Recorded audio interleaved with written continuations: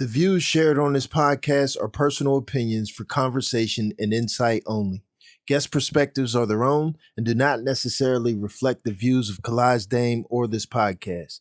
Nothing discussed here should be taken as legal, financial, medical, or professional advice. Always do your own research and make decisions based on your individual situation. I worked for WAMO 3 times. I never applied, I just filled out paperwork.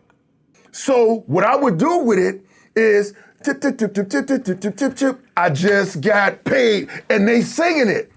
Wow. And then I got the mic, because I'm an MC as well as DJ. Right. Hold on, let me bring it back.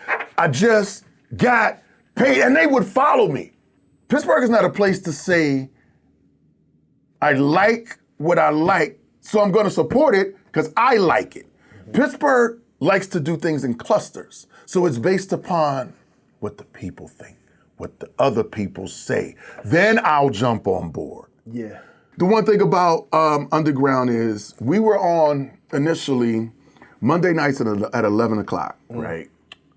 There got to be to a point where when we came on, we competed with Monday Night Football. Blakk Steel is in effect. Yeah, I'm here, man. You know what I'm saying? Hit me up, 333 WAMO, blah, blah, blah, blah, blah, blah, blah, blah, blah. We just shine a light where they hide the grave. It's the Kalaj Dame Podcast. And whenever you just let me know whenever you're ready, I'll stop talking. No, just go. But I'm also giving you, you know what I'm saying, be real. Do you think? You know what I'm saying? But how I even got into the WAMO ecosystem, because I never went for that shit. Never. I always tell people I worked for WAMO 3 times. I never applied, I just filled out paperwork. Every time they came for me. I didn't apply. So when they came for me, what ended up happening was, so there's a guy, and he's real modest and downplays who the fuck he is. Slide job? No. This is national. So online he goes by Cool Bob Love. Okay? Which is Bobbito Garcia. Okay? So Bobbito Garcia, just to give you just the tip of his resume. Did you ever play video games? Yeah. Okay. So did you ever play NBA Street 2 and 3? I played them. I wasn't the biggest fan, but I did play them. That's all good.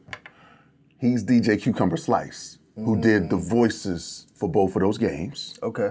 He was the A&R for Def Jam. He wrote for Vibe magazine. So he was doing everything behind the scenes. If you ever hear that battle somewhat between Big L and Jay-Z, that 7-minute freestyle, that's his radio show in New York. Okay. So this was my motherfucking man. Yeah. He gave me a shout out in Vibe magazine as having the only dope hip hop show in Pittsburgh. Wow. Wait. And this is in March of '94. Time out. So you're giving me some nuggets here. Let's start from the top. I want to hear the story. So these are like my disclosures. It's all good. I want to hear the stories. You know this already. Follow the rabbit holes. At the same time, not too deep. Bring it back because I want to try to cover the important stuff. Right? Yeah, no doubt. And that's it. Just make sure your phone's silent. It stays on silent because this shit always goes off. In fact, I don't even take it in my bedroom. It stays in my office, in the house, and on silent because motherfuckers be hitting my shit 24/7. I'm like, yo, y'all ain't got no type of decorum? I need to take notes. With but this podcast. Had a disclaimer with your wife. Had that discussion with your wife because you don't want her looking at you funny. I'm like, I told my wife, I said, Nick, I can't have this shit up here. I said, because the shit be like bing, bing, bing, bing, and I don't want you thinking nothing strange. I said, and it just be, and I opened it up and showed the text message. I said, it just be Phil and them talking shit at 3 a.m. after a DJ gig. And I'm like, man, shut the fuck up. I got to work at 7. You know what I mean? So it's wild, man. But yeah. But yeah. I spoke to her.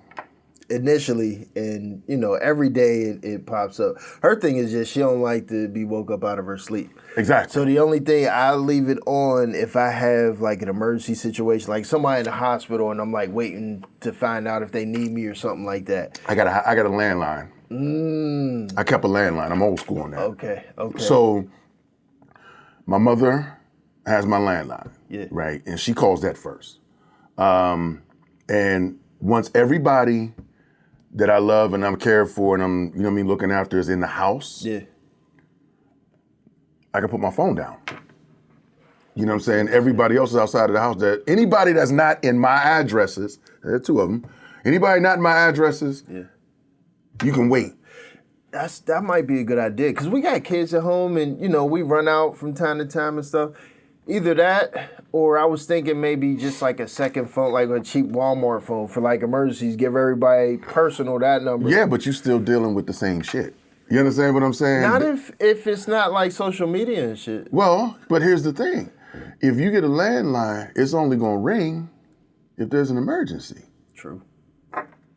My house phone don't ring unless it's my mother or an issue. So what about like if you're out this an emergency? And that's why I'm thinking too, because like this phone, when the notifications is going crazy, I'm at work or something like that, I just want to silence it. I'm having a problem now where I silence it while I'm at work, and I got actual clients trying to get in touch with me like, hey man, I called you, what's going on? So that's why I'm thinking, between the two. Here's the way that I navigate it. So you got school-age kids, right? Yeah. Okay. So the thing is I'm always checking my phone because I got a school-age kid.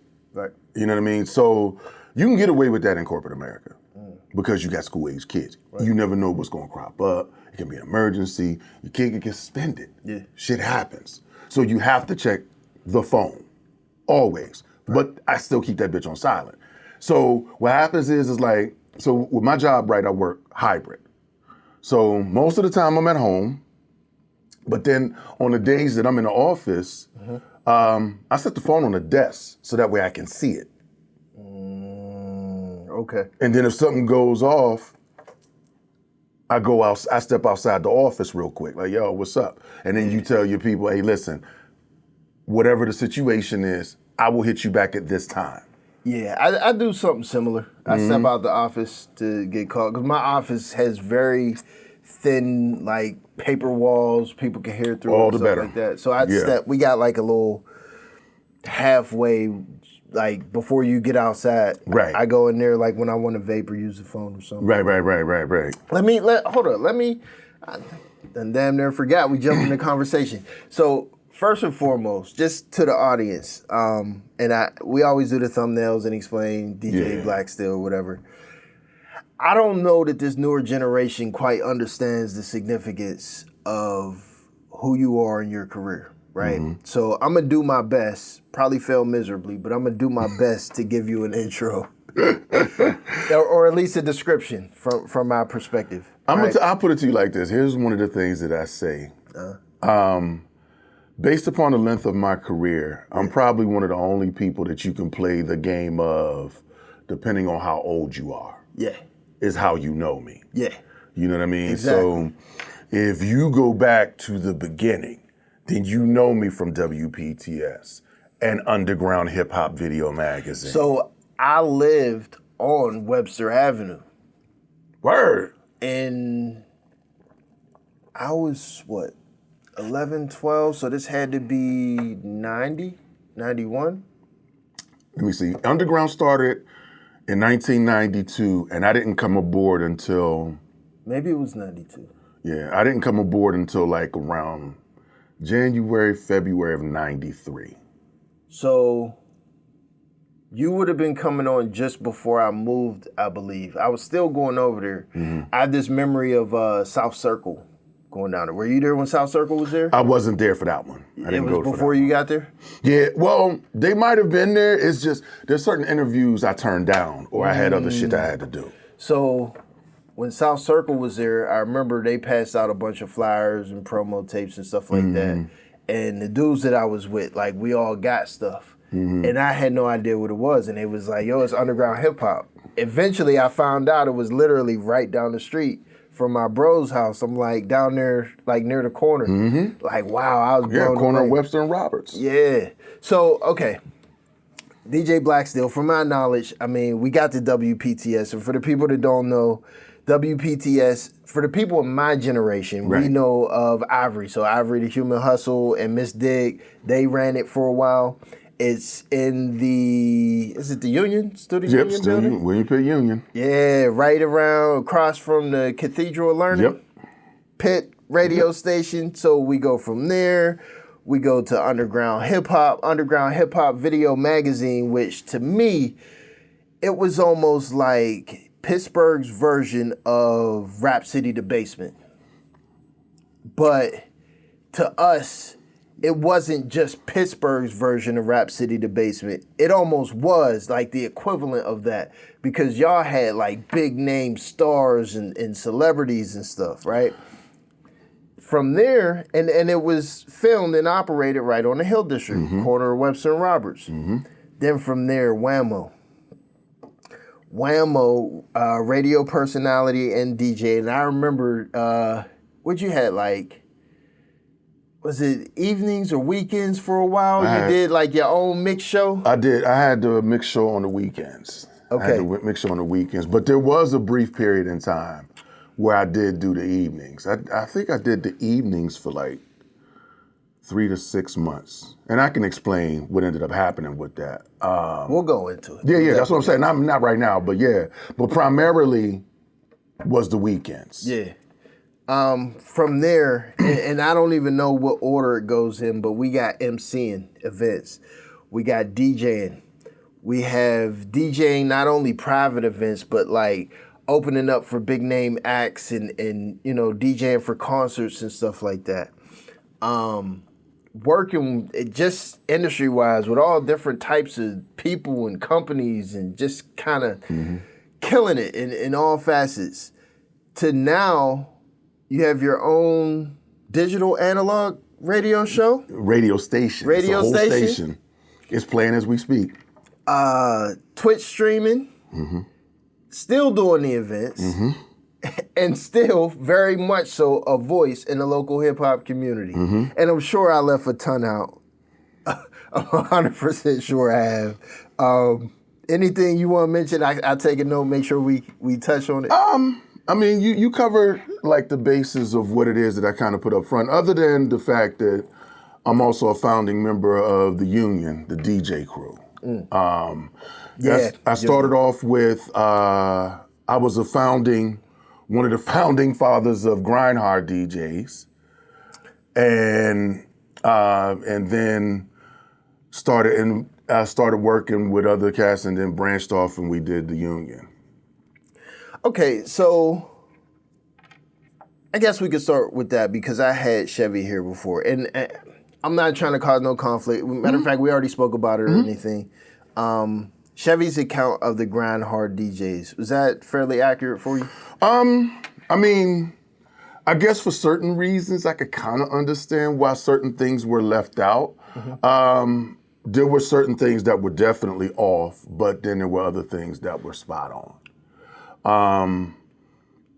Certain things that were left out, and I understand why. It was kind of like to protect the guilty type of thing. Okay. You understand what I'm saying? Like, you don't want to make people look bad. Right. You know, in front of cameras and things of the like. But there are certain things that were left off. One of the things that I actually will say, remember I told you before we came in here, depending on what you ask, you might get one of the most candid interviews ever. But the thing about Grinhard is, after a point, I had Grinhard on my back, where nobody else was active. You understand what I'm saying? So I became the face of it. And it was my idea to recruit Phil, to recruit Selecta. You understand what I'm saying? But the thing of it is, so now I went from me having it on my back in front of the public to the three of us having it on our backs in front of the public. Okay. And initially, the union was the name of the party. And Like the event, you mean? because initially it was just Phil and Selector. It was like, DJ Big Phil and Selector presents the union. Okay. So they did 2 parties with these little bland ass flyers. I came along around the 3rd one as a bailout because both of them overbooked themselves. And they had this party scheduled, nobody to fill it. So in the hour of chaos, who you call? And I was like, all right. And here's the wild thing. When Phil asked me to fill that in, I was quitting. Quitting Grinhard. No, I was quitting, period. I was ready to retire. From DJing? Wow. So me and my wife would go back and forth in the house. She's like, well, you're not doing that. So you're gonna find something that you like within this niche, but you're not quitting. Right. I said, I'm done. I said, Nick, I'm done. This is over for me. I'm cool. I'm gonna let them have it because I didn't like the landscape. So as opposed to getting online and bashing the people for being a whack audience, which is a real thing. Yeah. I was like, you know what? It's best for me to just go ahead and bow out and leave them to it. You know what I mean? So I said, I quit. And just as soon as I said I quit, Phil calls me. We need you. Selectors booked at this event. I'm not gonna get from this event down to August Wilson Center till midnight. We need you to fill in for this for us. I said, hey, if it's a trap party, forget it. I don't want it. And because that's why I was quitting in the first place. I didn't like the music. Right. I said, if I have to do this and I'm bored doing it, just doing that, why? Because the era of DJing that I come from, you have to have a certain skill. You had to have a certain skill set to jump off the porch as a DJ. Yeah. If you didn't have a solid scratch game and be able to blend and do, you couldn't call yourself a DJ. Right. Like this whole, you couldn't do that. So I was just like, nah. I said, if it's a trap party, because I can't really cut trap music. I said, if it's a trap party, you can forget it. I'm not doing it. He said, nah, it's not like that. And it just so happens, it was the audience that was left out in the cold from when Shadow Lounge closed. So it was those people. Okay. He said, nah, I need you to do what you do. I said, you sure about that? I said, yeah. I said, okay. So I said, you know what? I got you. Now, between all of us, I would have did it anyway because a few months before, Phil saved my ass at a wedding. Hard drive fried at somebody's wedding. And he came on his daughter's birthday. He cut the outing short to come help me. Wow. So I would have did it anyway. Right. Even if it was trapped from 8 to 3, I would have done it. Just because I owed that man. Right. But nonetheless, he's like, nah, you do what you do. It's cool, trust me. So I was doing me.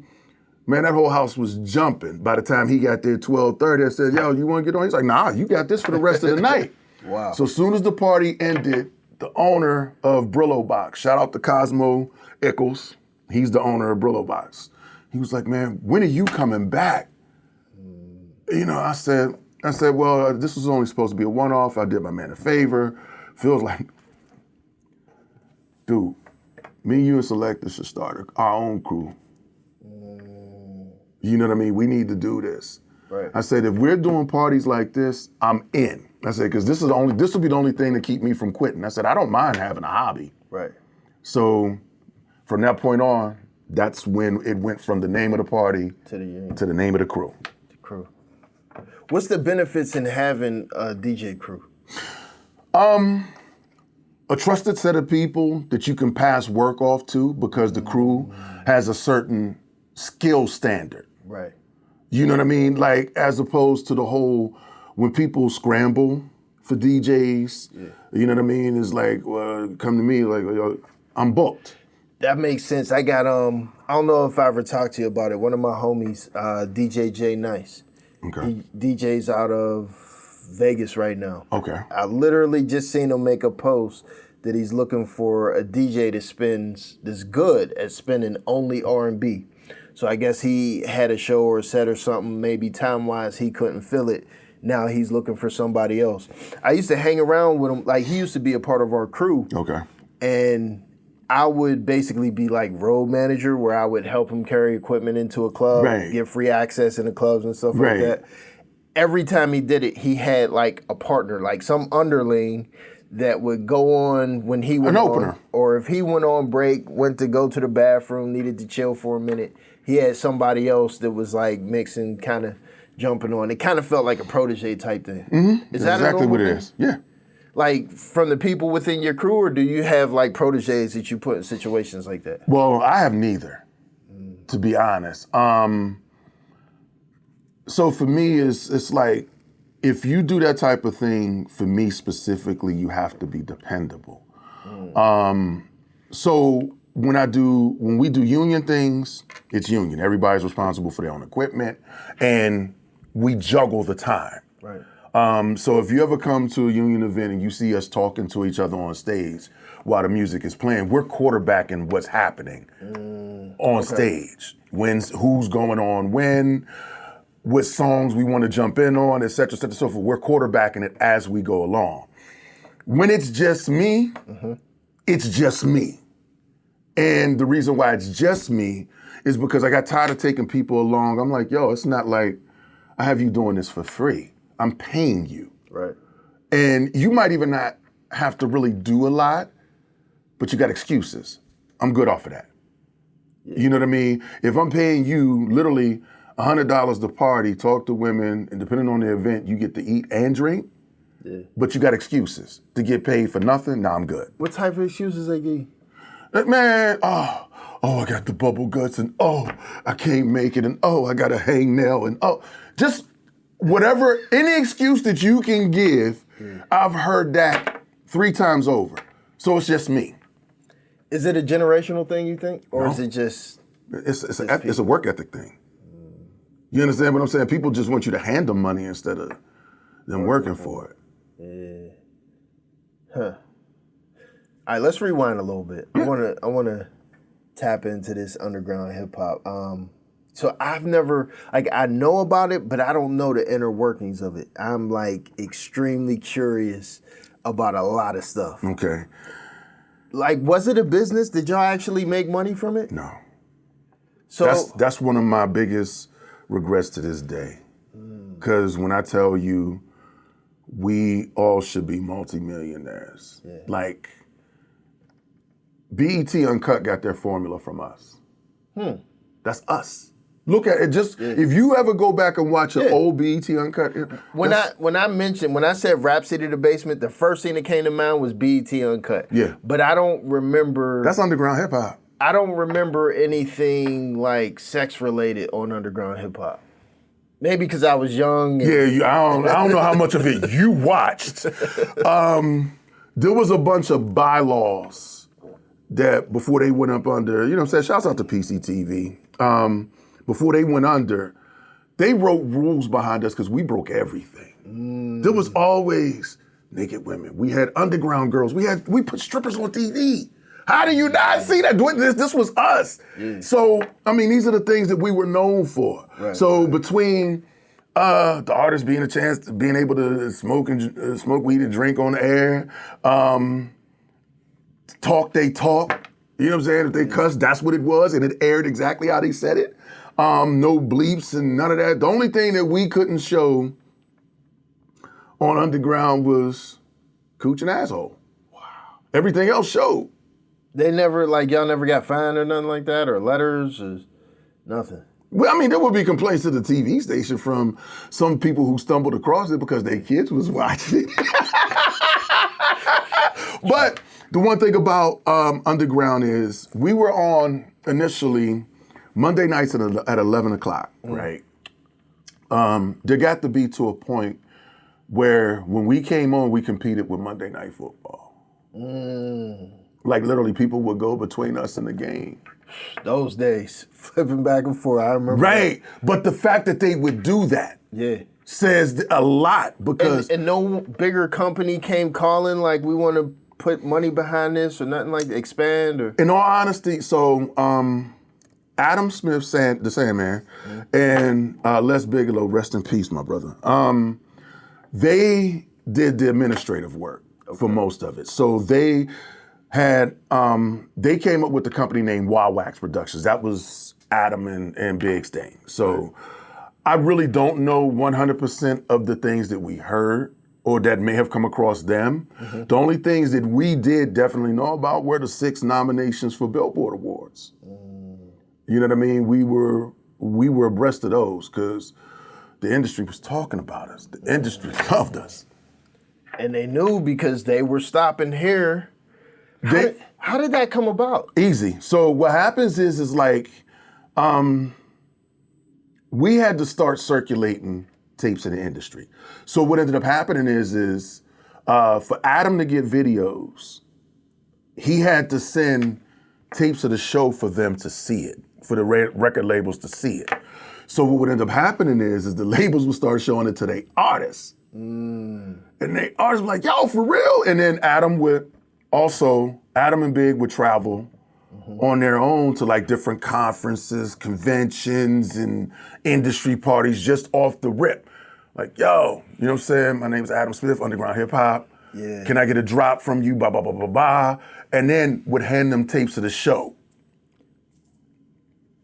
And then they would come back like, yo, y'all doing it like that in Pittsburgh? Excuse me, y'all doing it like that in Pittsburgh? And they would get amped. So a lot of times what you would see is the artist would come like, yeah, because there was another time too, at this time I wasn't working for WAMO.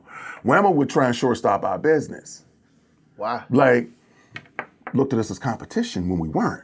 Because eventually they were trying to start their own video show, but that shit didn't fly. Right. But it's like, if you're dealing with them, you can't deal with us, and we know you need these spins, type of deal. So what would end up happening is, it would be a combination of things. Either they would come and see us first, then tell WAMO that they were in town, or handle their business with WAMO, then holler at us. So that way.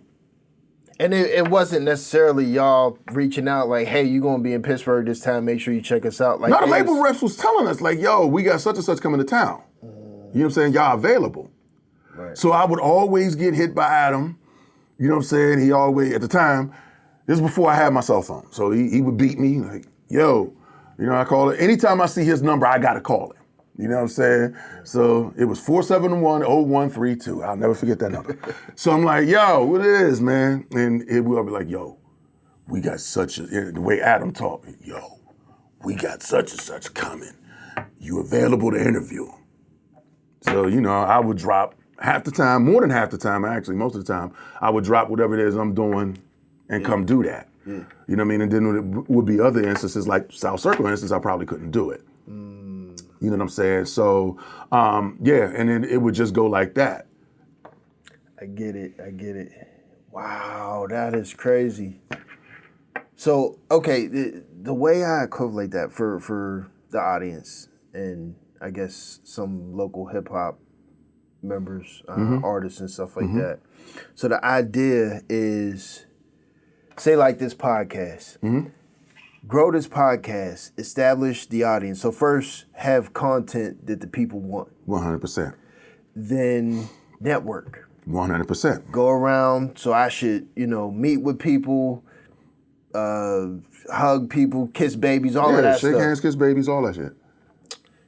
As it grows, I'm now establishing my direct-to-consumer and expanding on my name through word of mouth. As that grows, then I will start to be noticed. Then the big people that I really want to reach will start reaching out to me because they want to tap into my audience that I've curated. And the thing about that is nowadays we live with this digital age. And I literally just said this yesterday.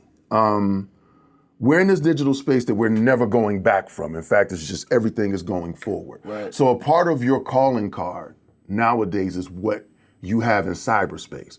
Because you got to understand that we live in a time where people have super short attention spans. You know what I'm saying? Like they don't read half the time, they don't listen half the time.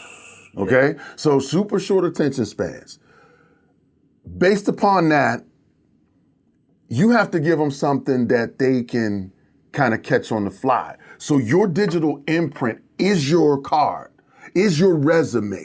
And you got to make sure what you put out is what best represents you. So nowadays, like if a DJ wants to become a resident somewhere or they want to spend an event, first thing that the promoter or the owner or whoever it is that's in charge, if they're worth anything of their salt, they're like, all right, cool. So where's your mix cloud? Where's your, you know what I'm saying? That's what they're asking for DJs. I don't want you to set your equipment up right now. I don't have time for that. Right. What's your mix cloud? What's your sound cloud? What's your, whatever it is that you use that I can listen to you. Yeah. And I'll get back to you. So DJs have to have that. So when the DJs that I teach, you know what I mean? None of them have done it so far, by the way. They're out here in the field working, but none of them have done it, because I also teach the DJ business too. But I tell them, y'all gotta set this shit up and, you know what I'm saying, create your audio resume. Right. Because that's what it is. And in the podcast sphere, it can be both audio and visual if it is a visual thing. Like Combat Jack was, God bless the dead, his was just audio, but the content of what he had was so gripping that for that hour and a half, 2 hours, 14 minutes, he kept you. Yeah. So nowadays, we have the visual aspect of it. So now you got your Drink Champs, your Joe Buttons, whatever. Everything on that is visual. 7 a.m. in Brooklyn. But you still have to captivate because, gotta remember, short attention span. That's something we working on right now. So quick plug for myself, for the audience. So we are on Spotify. Yes. We are on iHeartRadio and Apple, all the audio podcast places. We're there available streaming. Right. It's taking some time to like update everything, but the goal is 1 week behind on everything else. Right. Behind YouTube. Right. Because we're monetizing, focusing on YouTube right now. But for the audience, y'all can check it out if you prefer Spotify or, you know, Apple or whatever, go check it out there.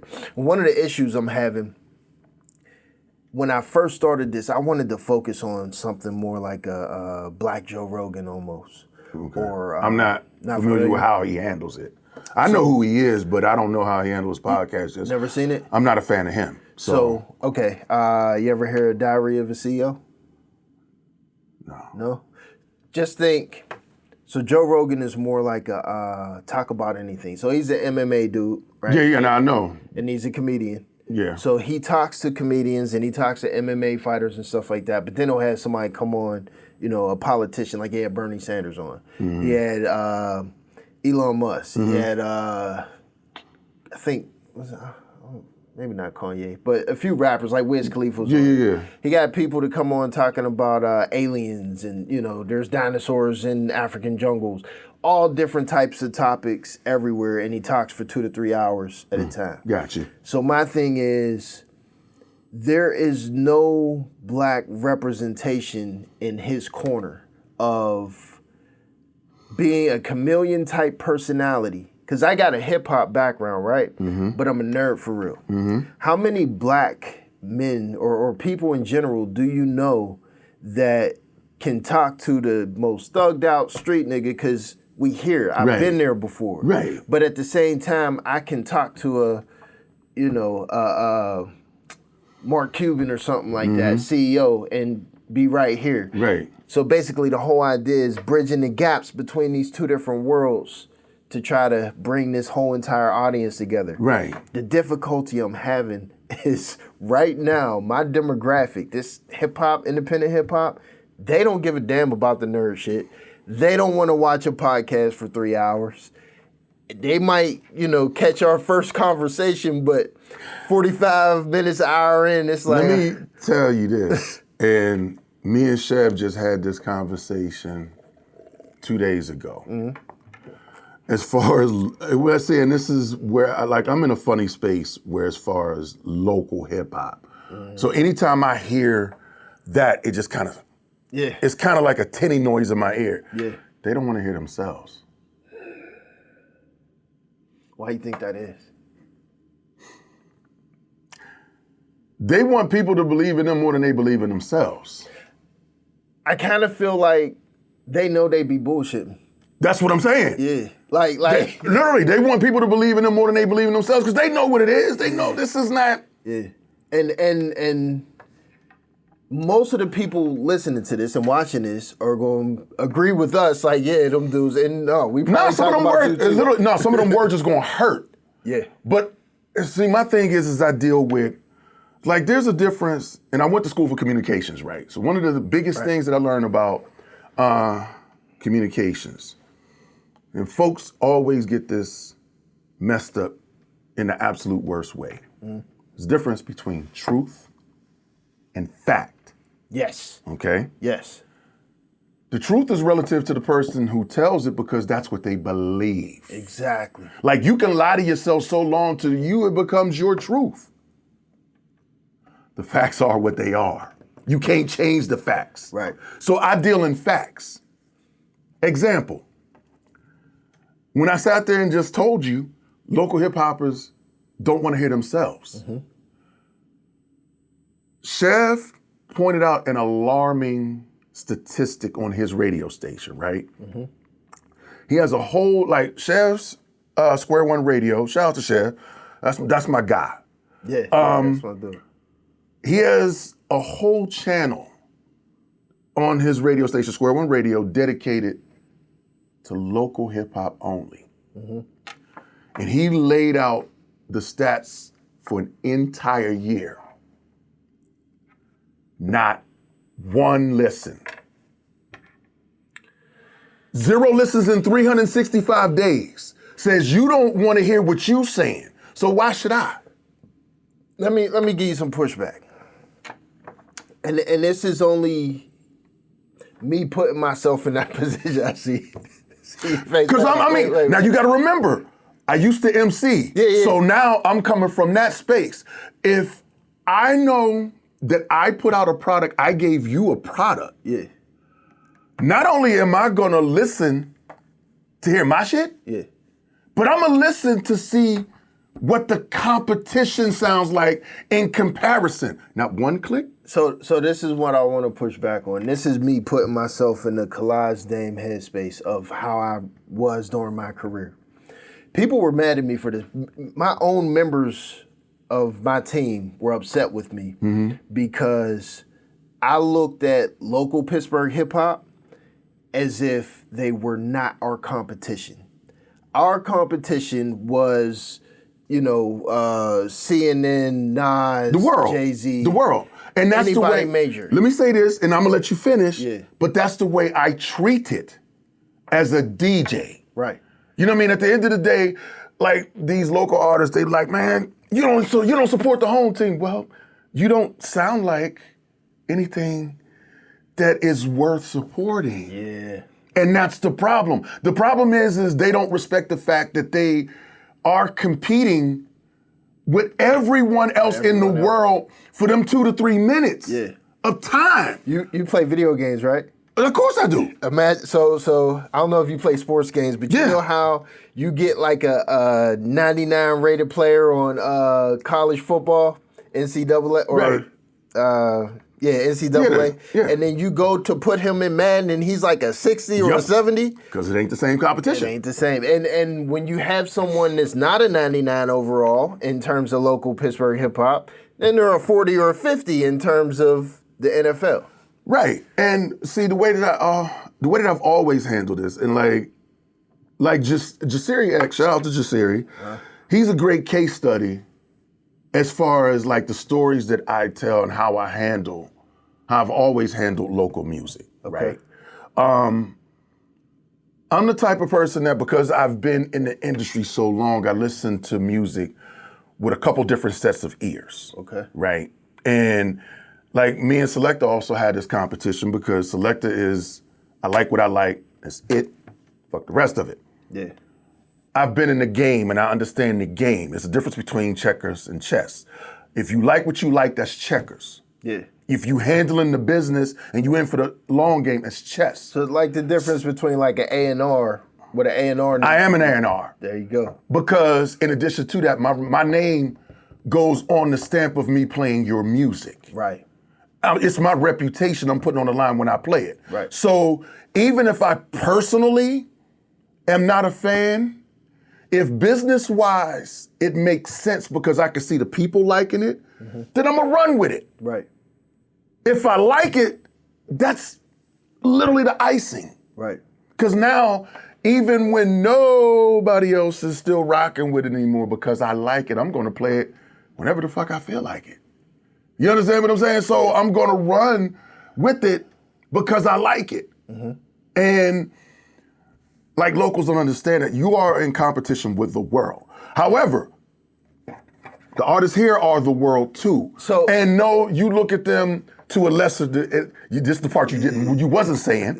You look at them at a lesser degree, and I get that. Why? Because they don't take themselves as serious as they should. Right. So you don't get a good gauge of what the world competition looks like based upon Pittsburgh because they're good for throwing half-baked shit based upon the yes men and the crew. So based on that concept, I didn't want my brand associated with that group. And that's why, like, when I was doing my thing, I don't want a Kalaj Dame song in the mix of all these other people and, oh, this is local hip-hop. We playing MC down the street, Kalaj Dame, and MC up the street. Like, don't put me between them. But you have to remember, for Chev's radio station, you had to give it to him for that purpose. Yeah. So he asked. Right. They gave. And didn't listen. I got you. There's no pushback to that. I can't defend y'all no more. There's no pushback to that. The facts are what they are. Yeah. You know what I'm saying? Because he laid out how many people emailed him. It was over 800 artists. Yeah. Which in this region that's mind-numbing. And not one person clicked. That almost gives me the same feel as all the people, and damn near I can say all the people that message me, artists, rappers, hey, let me get on your podcast, that have not watched a single episode. It's the same shit. Yeah. It's the same thing. Yeah. And like they don't know none of the point. They don't know the purpose of the podcast. All they see is a clip and they see how many likes and you know, maybe how many views is on it or something. Hey man, let me get on your podcast. They would get on it to say that they've been on it, but they wouldn't even watch their own episode. That's crazy. I get it. That's what I'm saying. This is why I don't have these conversations with locals. I'm not gonna argue facts with you. You know what I mean? Like literally, and my son will tell you, shouts out my son, he will tell you the quickest way to make me mad is to try and argue facts. So, based on this concept, this whole ordeal with the draft, with B. Marshall saying, I don't know, he kind of fixed it afterwards. But the whole, and nothing against B. Marshall, but just the topic of locals opening up, you know, for a draft day or, you know, some major event or something like that. Like, for me, I feel like we kind of exist in the middle, like both sides are right. Like this whole conversation we just had about these local artists gives me a feeling of most of the local artists, again, don't believe they own shit. Like, prove that you actually official with your music, with your business, is everything together. Email me the right way. Let's go through the right formats. Yes, absolutely, you can have an opportunity. But if somebody's just sending me a DM or tagging me or something like that, hey, let me get on your show, then it's probably not going to happen. You want me to touch that politically correct, or you want me to give it to you straight? So I mean, listen, I figure I will ask. It's your platform, so I give you the opportunity to choose the answer you get. Okay, give me. You want me to meet you in the middle? Meet me in the middle. Okay, I'll meet you in the middle. All right, so everybody has a point and everybody is wrong. Okay. Okay? As far as professionalism, B. Marshall has a point. How he handles the business. See, I got a relationship. You know what I'm saying? I've done business with him. How he handles the business is poor. There's a way that this could have been done. And I'm going to give free game right now. Free game. This is how this could have been done this year. And again, free game. So he doesn't feel like the locals are polished enough to be on this stage, right? Right. Okay. And he has a point. However, Pittsburgh does have some classic joints. Yeah. There's some classic Pittsburgh joints. Yeah. Why not set it up to where you have a DJ, right? To man this. And you do a classic Pittsburgh opening set. Each person does their classic. Again, I'm giving away free game. That would be dope. Exactly. But this is a Blakk Steel idea. Yeah. So you have Tuffy perform Ghetto Sound Check. See if you could get S Money to do I'm the Man. Get Asco to do Dab Lord. You understand what I'm saying? Like, and kind of move them in and out.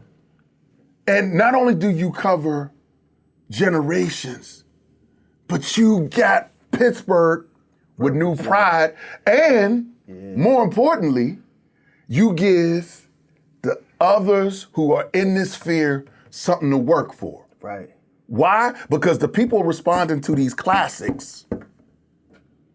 You understand what I'm saying? Now you're in the studio trying to create this classic to get something that's going to pop so you can be in part of that mix the very next year. Okay. So, first of all, I agree. That is a brilliant idea. Blakk Steel idea. He need his cut if y'all take it. You know what I'm saying? Nah, listen. B, I saved your ass. You owe me again. You know what I'm saying? if he ends up watching it. You know what I mean? But okay, so based on that, is it and not even necessarily singling him out, a promoter, event promoter, and we've had some big some big event promoters over the years. Is it their responsibility to think of something like that to incorporate local hip hop? not at all. So Not at all. Because here's the thing. It's their money on the line. It's 100% their money. They can do what they want. You as a local are asking them to gamble on you. right. They don't have to do that. Right. It's almost like saying, are you a gambler?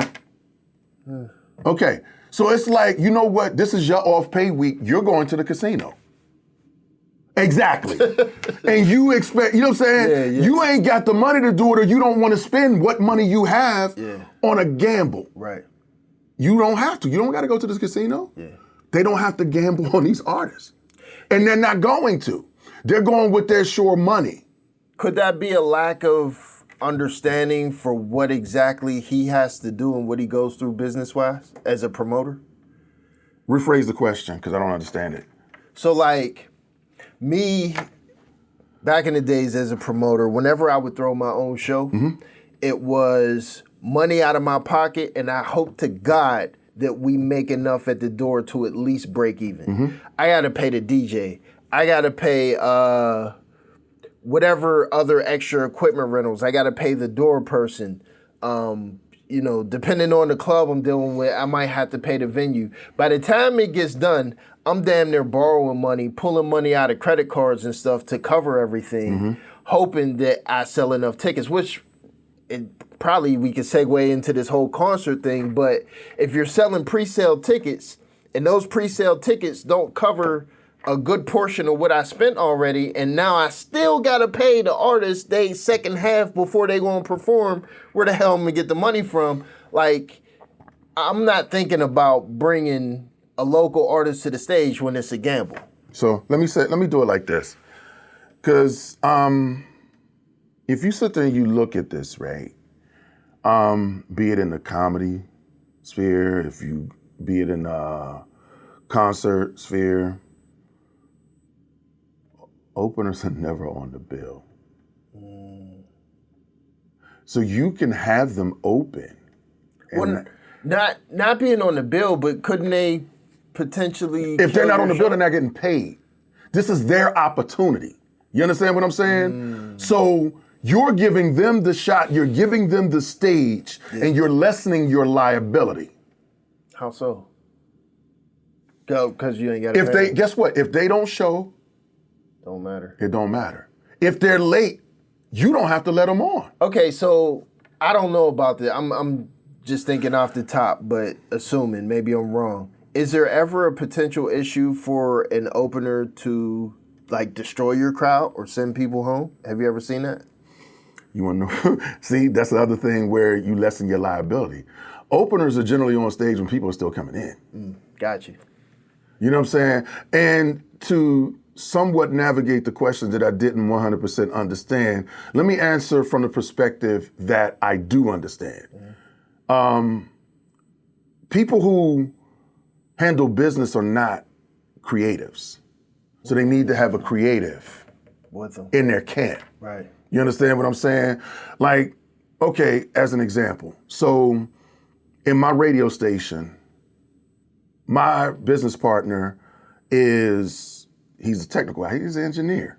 So he's the technical guy and he handles the administrative portion. But everything from the name of the radio station to the imaging and all the different sweepers and all that, that's me. My partner's not the creative, I am. Right. You understand what I'm saying? So, and him and I butt heads because he wants me to take over more of the paperwork, but you still not giving me nothing on the creative side because you can't. You know what I mean? And it's no knock against him, but this is this is part of the private conversation. Like one time me and him had a knockdown drag out. You know what I'm saying? Behind that, I'm like, dog, I'm the creative. And then he's like, well, you know, like, and there's a lot of slogans I come up with just off the top of my head. And he was, you know, and he gets frustrated at me. He's like, man, start writing some of this stuff. And I said, dude, you know how my mind and my mouth work. I think of it and I say it. Right. I said, I don't 100% have time to, oh, maybe that was good. You know what I mean? I don't have that. Right. Because I'm always thinking of different things. You know what I mean? Like, the money well spent tag came out of frustration. You know what I'm saying? B. Marshall's cheap. And I said it on camera. So Money Well, Mr. Money It's Well behind spent. him. Wow. I'll never forget this. Because, like, the way that he, and I'm going to expose him, too, on this one. And it's still politically correct, but you can't argue facts. Because just as I was coming in the building, I was talking to TJ and the rest of the union squad, and this is the way B pitches business, which is poor business. You know what I mean? Especially if you are an entrepreneur versus a starving artist. His pitches are for starving artists, saying, I got this job I want you to do, and it pays. Blakk Steel is a business. So you come to me asking me what my fee is versus telling me what it pays. So generally, whenever he says it pays this, it's a low number. Right. It's some of the, it's not even industry standard for what he's asking for. Right. So the one day he came at me with that and I cussed at him. You know what I'm saying? And I sat during my WAMO radio show, I was just fuming because he caught me before the radio show. And I'm sitting there fuming. I'm sitting there, it's like, man, what's wrong with this dude, man? He come with that little ass shit. He don't know how money well spent. And I'm like, and the very next mic I took on WAMO. WAMO 106 Jams, WAMO, you know what I'm saying? Your boy, Mr. Blakk Steel, AKA Mr. Money Well Spent, man. Because I'm worth every dime and dollar when I'm rocking your event. Let everybody know. Wow. And it's stuck. Yeah. It's stuck. But this is how my mind works. As a creative. Yeah. You know what I mean? Now, flip side of that, and my business partner tell you, creatives ain't always the most organized motherfuckers. And that's where my partner jumps on me, and he has a point. Cause I'm like, I got these ideas and I'm throwing shit. Now, do I take the time to corral these ideas? No. But I'm like, dog, that's why I got you. So, real quick, I don't want to take you off your thought, but I feel like that's what Pittsburgh is missing. As far as local hip hop, most are creatives. No one has the creative business dynamic. Well, they're not visionaries. There's a difference too. As a creative, you have to be a visionary. Like just because you go into a studio and you do this thing doesn't 100% make you a creative.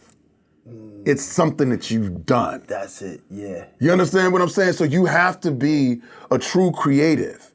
And creatives are usually visionaries. Yeah. However, they're not always organized. They need somebody that's going to capture those free-flowing thoughts. Because otherwise, think of it this way. The organization for a visual artist, right, is a canvas. Right. Which means you have this set amount to paint on. Otherwise, if air was solid, an artist could end up painting a whole block to a whole city because they're not boxed in. Right. You need somebody that's going to capture that lightning in a bottle. Right. So that way that moment in time is presentable. That makes it. It makes me think about, like, there's people that want to create music. Like, want to go to the studio, I wrote this song, and it's almost as if that's where their creativity stops. But then you have these artists like Suke. Suke, I don't know where the idea came from. I'll have him in here eventually where he can explain everything. But he went around the city recording other people doing his dance to his song. Stuff like that. That's ingenious. Right? Stuff like that takes a creative visionary to come up with, not necessarily sit down and write out a full campaign, but I need a creative, different way to do this, to make this happen, you know, to bring attention. But I could say this, that's great for a viral moment, but viral moments, that's the same thing that dude was saying, viral moments are rarely sustainable. Yes. It's a flash in the pan. Yes. And but here's the thing, and here's where the visionary comes in with the creative side. If you are not prepared to monetize and cash in on that flash in the pan, then it's pointless. You understand what I'm saying? Like, you literally, your account has to be monetized in order to get the money for the hits for that moment. Not even just, I had a conversation literally with my son yesterday. My son's been uploading music, and there was a time where on TikTok, I believe he got like over 1 million views. And it wasn't with his music, but I use that as an example. Like, son, what's your performance rights agency? And he just looked at me with a blank face. I'm like, do you realize if that song happens to go viral and millions of views, you're not going to get all your money for it? I don't know that a lot of people understand this, and I feel like they possibly can't understand it if they're recording, like they go on Facebook and say, I'm recording this song right now, about to drop tonight, and they release it tonight. You probably not, like, there's no copyright. They don't read. They don't read. You understand what I'm saying? You got to read in order to understand the business. Most people don't know, like, if you ripping joints off of YouTube, it's digitally tagged. And I'm not talking with an audible sound.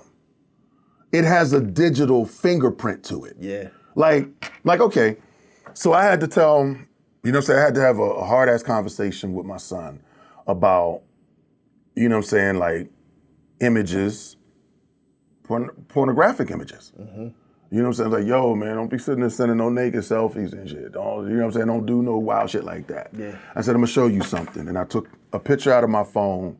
I literally just opened my phone to him and I hit it. And I opened the picture and then I slid up. I said, you see all this information? I said, this is metadata from this picture alone. I said, and then here's a picture I downloaded from Facebook. Slid up. I said, you see all this metadata with this? The music is the same exact way. It's the same exact way. So if it gets spun and you rapping over it, it's not your information. It's whoever it belongs to. And they get paid for my performance. Listen, they get the hits, they get the notifications, and then when they look it up like, oh, who the fuck are you? Now they're suing you because you haven't had a conversation with them. Maybe, or they could just let you go and collect money off you. Well, no. You ever stop to think about why lawsuits take like about a good 30 years? Because they done got everything they can get off of you. Yeah. Now they gonna get the rest of it. So they gonna get you either now or later. They're gonna get you. There's no like statute of limitations on it? Okay, think of it this way. There's a lawsuit right now, huge lawsuit, for Future and Kendrick's song. What was that song?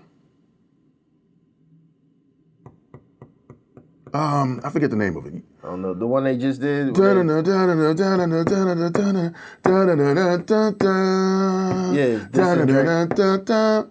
So the problem with the song is the bass line. So the Barry White estate is not suing Kendrick and Future. They're suing Rodney O and Joe Cooley for giving the rights away that they didn't have in the first place. Because Future can Metro Boomin sampled Rodney O and Joe Cooley. Which contained an excerpt from the Barry An White interpolation of Barry White's bass line of I'ma love you a little bit more, baby. What's the difference between the interpolation and the excerpt? Well, a sample's a sample. Interpolation, somebody replayed it. The reason I asked that, I forgot who I had, but somebody was like, "Oh no, you just replay it and you fine. Replaying it don't make it fun." Nah, they stopped that shit in the 90s. Yeah. They stopped that shit in the 90s. You got to give credit for it. And what ended up happening is which this whole sample snitching campaign that these weird industry dudes be doing, it kills me. I'm like, nigga, don't you realize you reported what you did? I read the liner notes, and then even on the 12 inches, it'll say contains a sample of or an interpolation of. Gives the name and all the rights holders. If you had to turn it in and the labels put it out, who snitched? You or the label? Both of y'all. Because you had to tell them. So what are they doing? Like what's the... There's a whole set, like, you know what I mean? Like like a lot of the huge sample producers are upset that folks tell what samples are. So you mean like the like on the videos, social media videos or something like that, like they'll play a song and then they'll take the original song and speed it up? No, not that part. They let L and Greg Nice and Z-Trip get away with that. Not the salute the sample shit. Not that.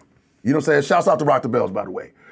Not that. It's if you're playing a song online, and I tell you what the original sample is, you know what I'm saying? Like, there's like a lot of these big name DJs and producers or whatever, like, stop sample snitching.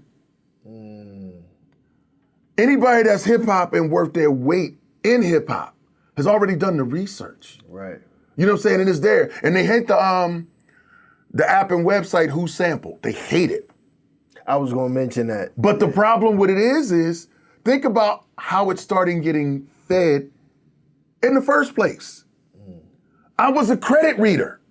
Yeah. You know what I'm saying? I still got tapes and CDs and albums with the inserts. Me as a producer, like first, I'm a credit reader. Second, I like, whenever I hear a song this I could tell is a crazy, or it sounds like a crazy sample, I go to Who Sampled just so I can find the artist and find the original song to see if, A, can I flip it a different way, or what's some other music that they got that maybe I could listen to. Like, that's how I find a lot of my sample works and stuff like that. Yeah, they hate that shit. I'm not a fan of that. I'm like, you started snitching first. I got an entire basement of records that contains an interpolation of. And these are, I guess, people that's trying to get away with a sample, putting a sample in somewhere. So you just rolling the dice, release your song, and hope nobody call one day.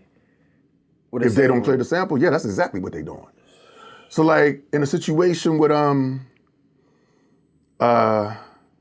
remember the song Deja Vu? Uptown, baby. Uptown. Lord Tariq and Peter. There you go. Yeah.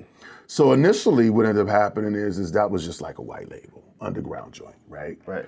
You know, they put it out, it just happened to blow like crazy in New York. It was a side B, wasn't it? Nah. It was a white label? It was a white label. It was a white label. It was a bootleg. They pressed it up themselves. You know what I'm saying? It was a demo, and DJ started playing this shit. So it blew in that region, right? To the point where it got them their deal, and the label wanted to put the shit out. Well, Steely Dan was ho. Nobody cleared this. So either I take 100% of the publishing, or we go to court. They don't get any publishing off that song. That's the same thing that happened with Drew Hill and Ricky Martin, right? That Livin' La Vida Loca. I was just watching a video on that. I didn't. If there's a case on that, I didn't know that. Yeah, so there was a video. Basically, it said that Cisco was depending on somebody else to clear it who was cool with their camp. And the Ricky Martin camp was like, nobody contacted us, but because no one contacted us, you won't give us everything now. Clearance comes with paperwork. You understand what I'm saying? So if you clear the sample, you'll have paperwork on it. Right. That's all there is to it. Do you know how or anything about the process in clearing? Like, I know you got to contact them and get it in writing, but is there like a formal process? There's a process. So I was, like in 90... From like 92 to 94, I was working as a producer with a little independent label out of Philly. So I would go back and forth to Philly because that's where my wife was from. Mm-hmm. So anytime either she would go to visit her people, I would go stay with my man in North Philly, making music for his artists or whatever. Mm-hmm. Or if they call like, yo, we need you here in the studio to make, you know what I'm saying, such and such and such, need tracks. I'll go and then she go visit her people, either or. But, so I was working with them and I'll never forget this story. So one of the songs, there was a song that this group did, I forget the name of the song. I forget the name of the group, but the song was called Props to Hip Hop. And they said, well, we want something that kind of connects old school and now. Mm. So one of the samples that I chopped was She's Looking Like a Hobo. So it's Thomas Dolby shit. Mm. You know what I'm saying? It's dun dun dun dun dun dun dun. So I cut the drums out and I just took the electric keys. Right. You know what I'm saying? And I chopped it. I was like, I think I still got a tape of that beat somewhere.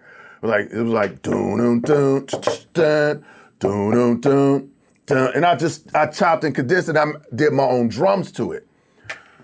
And John and Lamont, who was the label owners, they went to go clear the sample.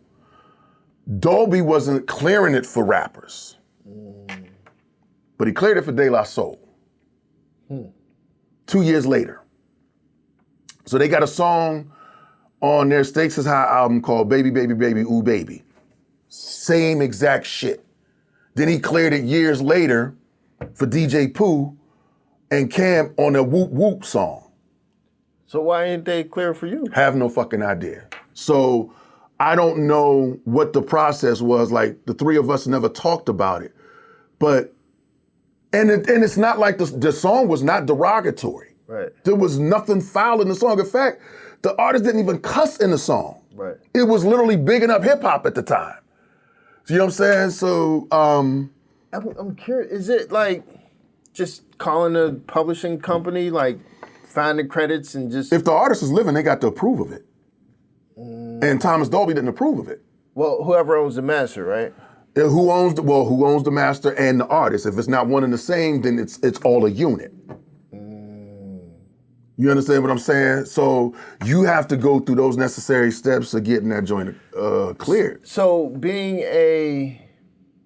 I guess it's a larger, more of a macro question. Being a guy in the industry, like having industry experience, how does a person go about contacting someone in the industry for something?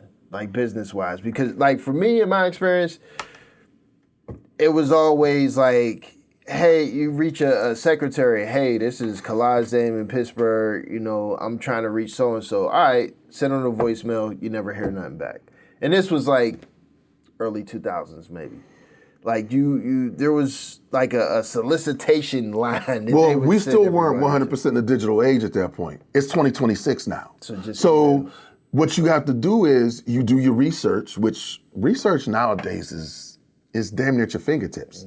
Do your research, find out who is who, follow them, and interact with their shit. So that way, because what happens is everybody gets a notification if you liking a post or whatever, and who likes it.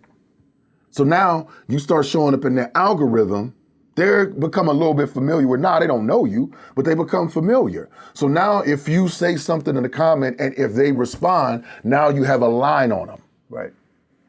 So there's many different ways of doing it. Like when people talk, excuse me. When people talk gatekeepers in 2026, it's a cop-out. Everything is so direct to consumer. Like literally you could sit there and talk bad to a celebrity on Twitter, like directly to them. Yeah. So to not be able to reach out to somebody who is in a position to possibly provide you with something that you may need, and you just don't do it, to me is just asinine.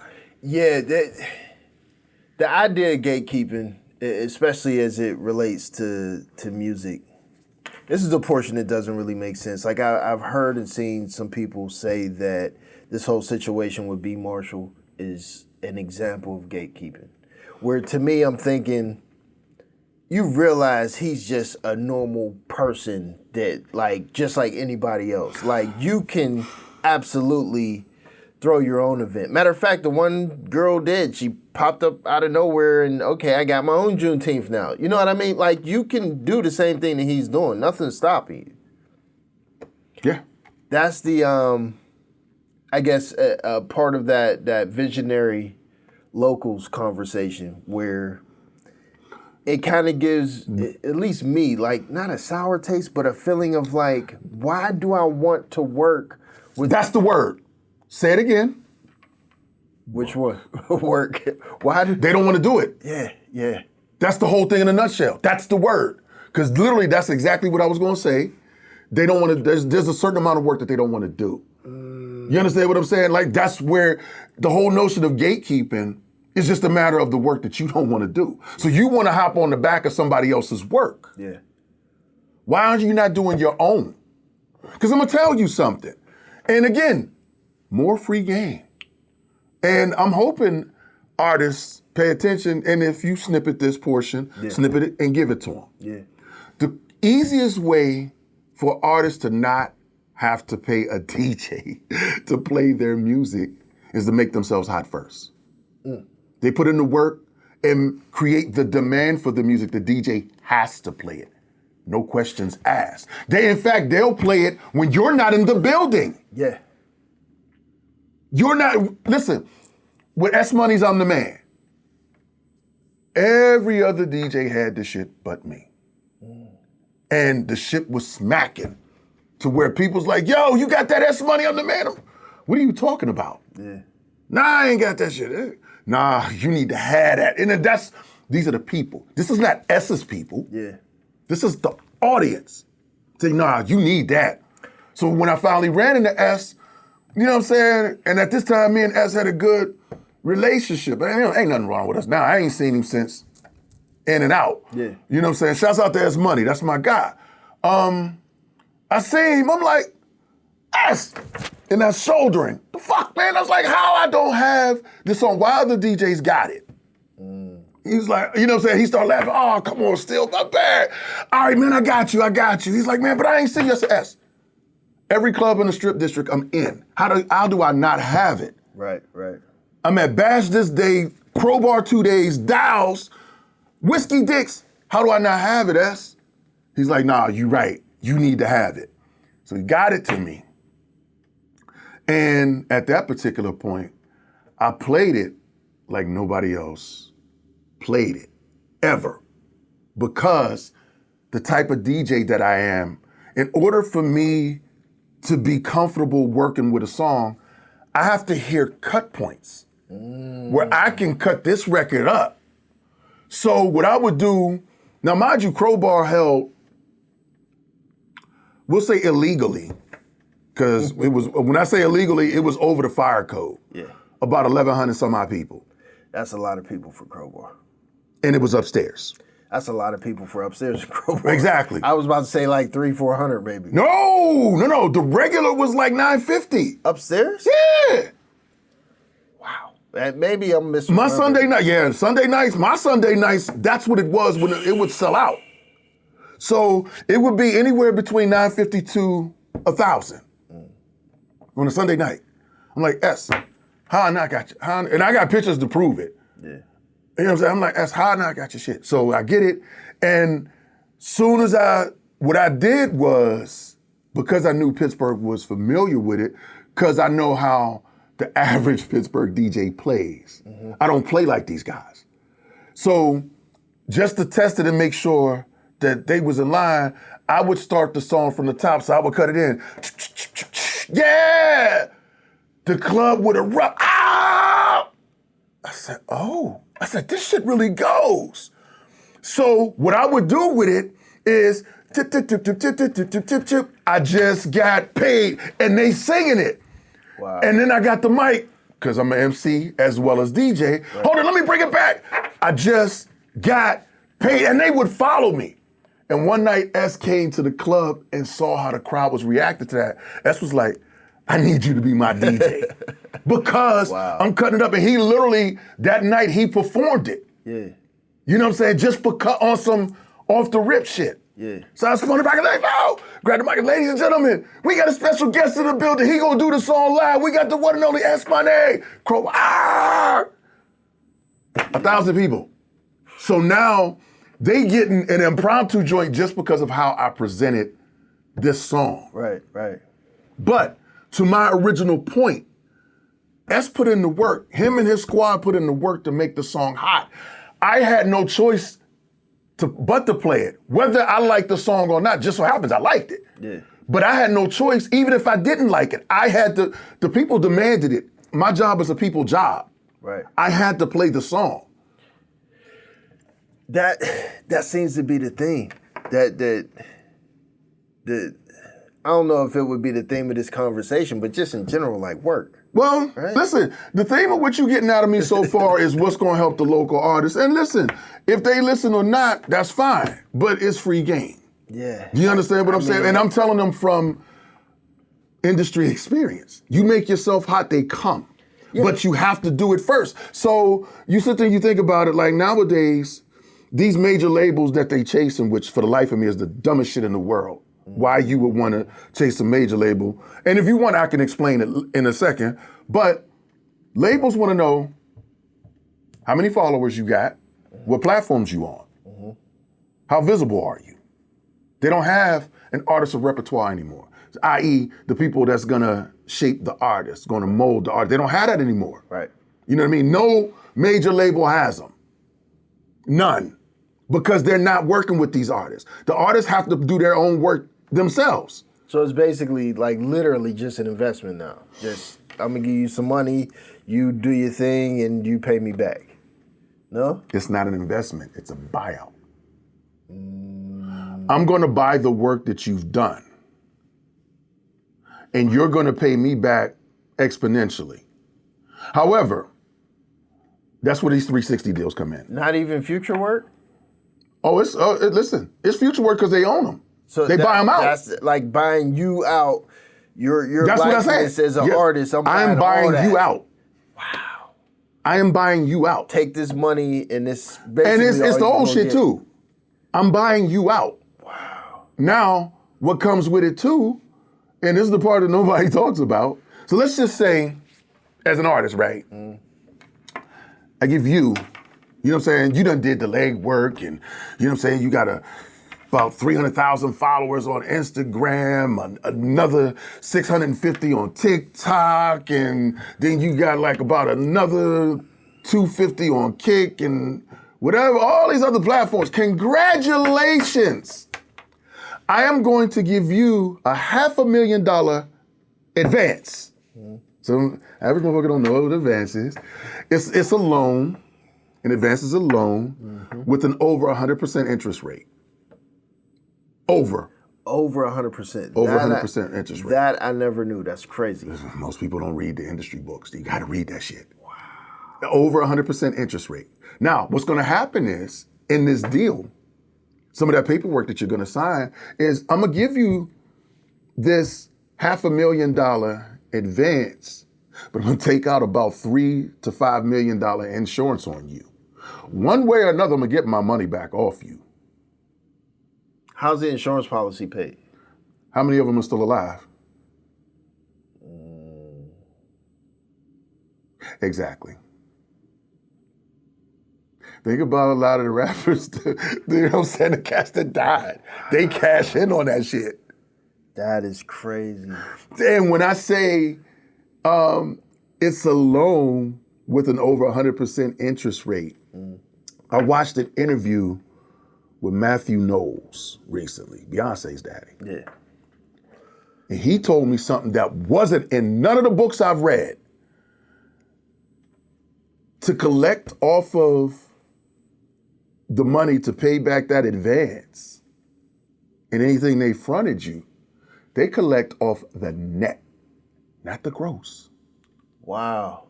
So let's just say,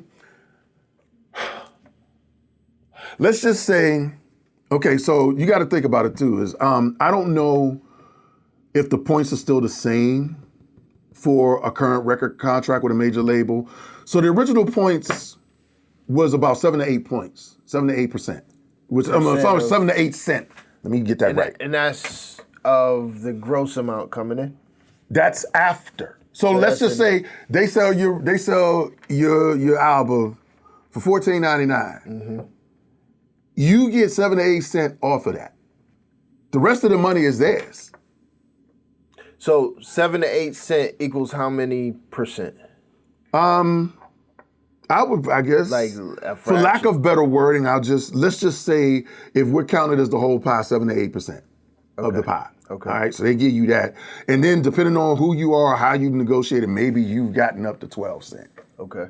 But listen, it's cents. It's literally a dime and 2 pennies at max. Per copy. Per album out of $15. Well, let's just say you go platinum. They want to recoup that $500,000 off the 12 cent per album they gave you, which means you got to pay them out of pocket. Again, not based upon the work. At this point, you're working for free. So not only do you give them back their $500,000, but you pay them that interest of $500,000 plus, and all of that is coming off of your net income that should be directly. It's coming off you. the net income, the money that you've gotten off of checks you owe them.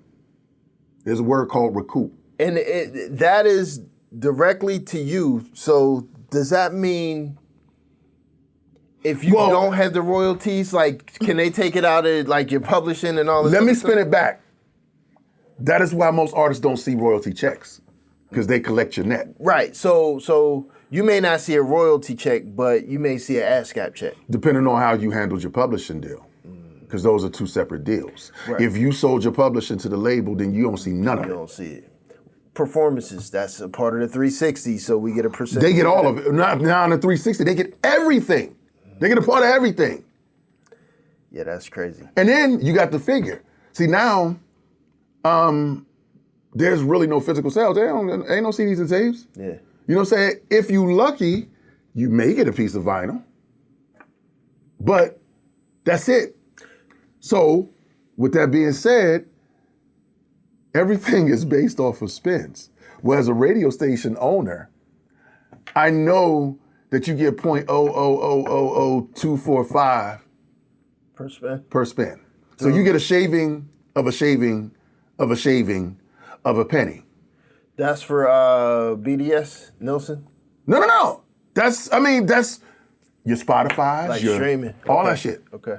You know what I'm saying? Wow. So the BDS, you might get a little bit more, but even that still goes back to the record label. All that shit go to the label. You know what? Speaking of radio, not necessarily to shift the topic, but I heard that according to statistics, terrestrial radio is still like a highly consumed format of audio. Yeah, because it's easily accessible. You know what I'm saying? So when you get in your car, you're not trying to Bluetooth to your whip. You're just gonna turn the fucking radio on. You know, it's a fair amount of lays. You understand what I'm saying? If you don't pay for satellite, which, you know what I mean, you choose not to pay for it, then it's terrestrial radio. You know what I mean? Me, I'm funny about what I listen to in the car. Right. So I Bluetooth my radio station in. So I'm listening to it. Of course, I got to pay attention to my investment, but more importantly, I need to hear what the public hears. Right. You know what I'm saying? And if I don't like it, then I got to change some shit. Right. But I'm listening to it as Joe consumer, in the whip, you know what I mean? Because I'm not near anything to change it, if that makes sense. Your radio station, let's shift to that for a second. Mm-hmm. I feel like I don't know, I have 1,000 questions in my head. So first, it's a regular, normal internet radio station, right? Mm-hmm. And it's not something, as you just said, that you have to operate at all times, like it operates even without you being around. Mm-hmm. It's an actual business that generates revenue for you? No, it's not. We don't have any commercials or anything like that as of at the moment, because the biggest thing in a nutshell is we got to raise the listenership in order to attract the money. But the goal is to make money off of it. Yeah. And that's to sell advertising space, right? Mm-hmm. How did you start that? The short of it is me and my partner was streaming on a guy he know through his internet radio station, right? And he started moving funny. You know what I'm saying? It was one of those things where they started collecting money from artists for segments and different things like that. And they didn't really believe in the artists. They didn't like the product, but because they charged them all this money, they took to say, me and my man didn't like that. You know what I'm saying? It wasn't cool. And then we doing it for free, and you not breaking no bread. So you moving funny, and there's no ripple effect. So it just got to be a thing where I'm a firm believer that if you don't like how somebody driving the car, you gotta get out. You can't tell nobody how to drive their whip. Right. So me and my man, we didn't grandstand, jump, man. You motherfuckers is wild, blah, blah, blah. We didn't do none of that shit. Why? Just quit. Because we're not getting paid for it. Right. You know what I mean? At that particular point, we're doing you a favor. You know what I'm saying? We're promoting our shows. We're bringing people to you. So we quit, and we both decided, but I was like, y'all, I kind of like the streaming idea. I don't want to be done streaming. I said, if we can figure out something that's economical, where we can go ahead and set something up and do it, let's do it. You know what I'm saying? And I was laying on my couch. I said, man, we can come up with a radio station, just be like, just call it Digital Analog Radio. He fell in love with the name. And literally, when I tell you, I just pulled something out of my ass. It's just anything. Just so happens the name stuck with him. I was like, it don't have to be that. I said, I just used that as an example. He's like, nah, I like that. Okay. He did the research. He did the legwork. Again, the administrative. Right. You know what I'm saying? I'm just the creative. I come with the ideas. Right. He did the research. He found this company that we're dealing with out of the UK because there's a lot less restrictions that we have to deal with as far as that goes. But then our reach is broader than any company that's in the US. Like, we are literally all around the world. I was on my honeymoon in Cancun and I would listen to us. Wow. You know what I mean? I would pull up the app, tap it, and listen to it. So he did the legwork, found this company, found out what it would be a month, and what we got with it. I told him, I said, look, well, I told him in the research, before he started researching, I said, if it don't come with an app, I don't want it, because the world at large has no attention span. Mm-hmm. I said, I don't want it if it don't got an app. I said, because ain't nobody gonna go tap in this website and then go to here and then go here, then click play. They're not gonna do that. Right. You know what I'm saying? I said, you gotta take a lot of the guesswork off the table. So if it don't have an app, I don't want it. It came with an app. And like, literally, man, he built all that shit. Again, as the administrator, because I'm the creative. I know what I would want it to look like, but I'm not mechanically inclined in that particular manner to make it happen. Right. You know what I'm saying? I don't have the wherewithal. I don't have the know-how. He does.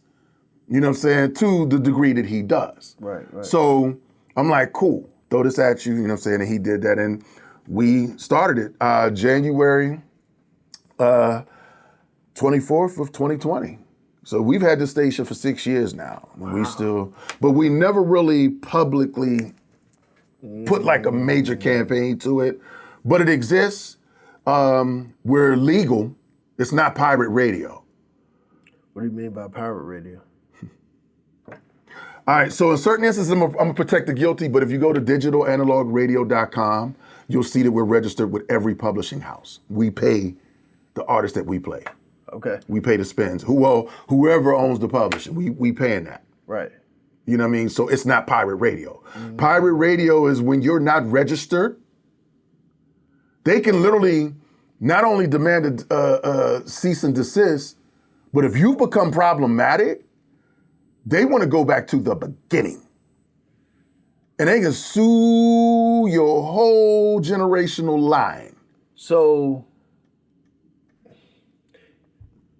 oh man. So think about, have you heard about the lawsuit that Draz has with Universal Music? Draz from Blakk Steel? Yes. No. So the lawsuit he has is for $250 million. Because in the contract paperwork that they signed back in 90, or 91, it says for physical, medium, and future endeavors. Well, from the time the album is dropped and then through the whole streaming era, him and Long ain't seen no money from any streaming. And it's been streaming all over the place. So the label owes. Yeah. They ain't cut them a check, not one, because they wrote the future shit in the contract. Right. And that is the thing. So if you hit enough to where as you landed on their radar, they want to know how long you've been doing this shit, and they can get you for it. And they will use you as an example to make up monies they owe. Right, right. You understand what I'm saying? So we made sure that we were legal from day one before we hit the go button. So you can't just create a website, go online, and just start playing your own music. Why do you think they cut lives off on Facebook and Instagram when DJs be playing? They get clipped. Yeah. Because Facebook's like, hey, we not paying for this. We don't have the rights to that. Yeah. Wait. Could you please, I tell people this all the time, could you please clear this up? The people that post, I do not have the rights to this when they play the music. Somebody came up with that verbiage claiming that that's supposed to circumvent and go around the whole system and it's gonna make it legal. No, it don't. I've been trying to explain for the long, and for some reason people don't understand me. I'm like, this is someone's music that they want paid for. Listen. Facebook doesn't have the license to distribute that. Listen, rights are rights, and Facebook don't have them, and they don't want them because they don't want to pay. Even in the Twitch sphere, right? There are certain artists that are opted out. You know what I'm saying? Like, okay, so almost, now I'm not gonna say everything Rock Nation, but definitely Jay, Beyonce, Rihanna, anybody close to Jay-Z, Jay, Beyonce, Rihanna, you know, Rihanna was his hobbies. You can't play their music on Twitch. So that's You'll get a strike. You can't play Prince. Prince's estate opted out. You can't play Phil Collins or Genesis. And there's a list of artists that you can't play Bob Marley. I did a flip of Bob Marley's No Woman, No Cry. I did a flip. I figured it would ride off the strength of the beat that I use and not the lyrics. I got a strike for that. Is that because of like their payout or something like that, you think? Okay, so for Jay, Rihanna, and B specifically, they have the exclusive deal with Tidal. Got it. So anything else outside of that is a conflict of interest. But Twitch is a different business model from Tidal. A stream is a stream, dog. Makes sense. I don't know why, but in my mind, I would think it's kind of like more like broadcasting than streaming. Because like, if it's not on demand, if it's not like I'm clicking on this song to listen to it right now because that's what I want to listen to, versus I'm going to this show and whatever this show decides to give me is what I'm going to hear. Like, I feel like those should be two different things. Everybody has to have rights in order to broadcast. Right, right. If you don't have the rights, And that's all there is to it. It's the same type of right for both of those instances. I mean, in terms of the verbiage, I mean, if you want to give it a blanket statement like that, let's go with that. But at the end of the day, the rights are what they are. Right. Now, there's nuance. There's definitely nuance from terrestrial, which is nuanced from satellite. And it's even nuanced from just like the regular push play joints like your Spotify's and shit like that. Yeah. Spotify. What's the other one? Pandora. You know, the push play shits. Yeah, so it's different from that. When you're streaming, you're actually kind of doing a hybrid of the push plays versus like the radio. And if there's no rights in between any of that, no sir, it will not fly. yeah, so like iHeart and Pandora, like those are completely different mediums than your Spotify and Well, iHeart is even more different than Pandora because iHeart has lines to certain terrestrial radio stations. Like they give the stations their apps. right. You understand what I'm saying? So they're aligned with the terrestrial brick and mortars. Right. You know what I mean? iHeart's different. iHeart's very different. That's so yeah, like for artists, in order to get paid through those, you got to go through. I think it's Sound Exchange. That's part of it. That's part of it. You just gotta have all your paperwork in line. It's like I said, Sound Exchange is part of it. It's part. There's many different parts because there's many different ways of getting paid off of your music. Right. You know what I'm saying? Literally, you have to own the rights to your own music. Right. On so many levels. You got to own the rights to the words. You got to own the rights to the music. You got to own the rights to the publishing. You have to own rights to the collective work. And then you have to get it properly coded in order to get through to your sound exchanges and your BDSs. You have to own everything about that one song that you ain't said shit in 2.5 minutes. Dude, it took me close to 3 months before I could get my ISWC for digital radio. Like when you register your song, first you upload it to your distributor. Distributor gives you your ISRC, I believe. Yeah. You have to take that to ASCAP or BMI, CSAC, whatever. Once you upload it there, you now have another, I don't know, That's what 2 to 3 month wait. So I mean, you're laying out the fact that is everything I said it is multi-tethered. Yeah. You got to own everything about that song. Yeah. And you have to do this repeatedly. Yeah. It's not a blanket work. Like you couldn't, like even, excuse me, back in the days, you couldn't just blanket an album. No. You know what I'm saying? You had to do each individual song, then blanket the album. What we would do, we would try to get like compilation format where you try to get a whole bunch of songs under one copyright. You left a lot of holes in that. You do know that, right? What you mean? There's a lot of legal holes that you left, and there's a lot of money you left on the table, plus a lot of exposure to adversity that you leave in that. Anytime you try and take a shortcut, trust me, somebody gonna find the crack in that crease. Yeah. I guess it could be that way. Hey, was it Form PA or SR? I don't remember, but I remember, I think I did it like one time where you just put a bunch of songs under one copyright and send it all in. Well, and here's the flip side of that coin. And this is why I said, you know what I mean, you left holes in it. So if you try to blanket it under that, all these songs under that one thing, if there's something wrong with one of them bitches, then you mess up the whole project. None of the project is good. Something wrong like what? Let's just say there's a sample ain't cleared. Let's just say something is off about it. Whatever the something may be. Yeah. And you tried to legally blanket this. Yeah. If they sue for the whole thing. So everybody that's involved in this project, whether they even heard the song or not, can get wrapped up in something. So you might know this.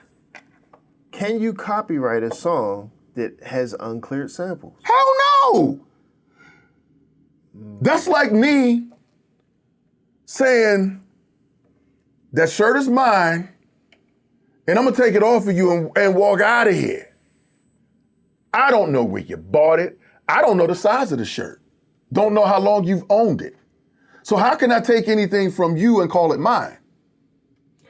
But okay, let's just say hypothetically, you have a 8-bar somebody playing the piano, right? Miles Davis.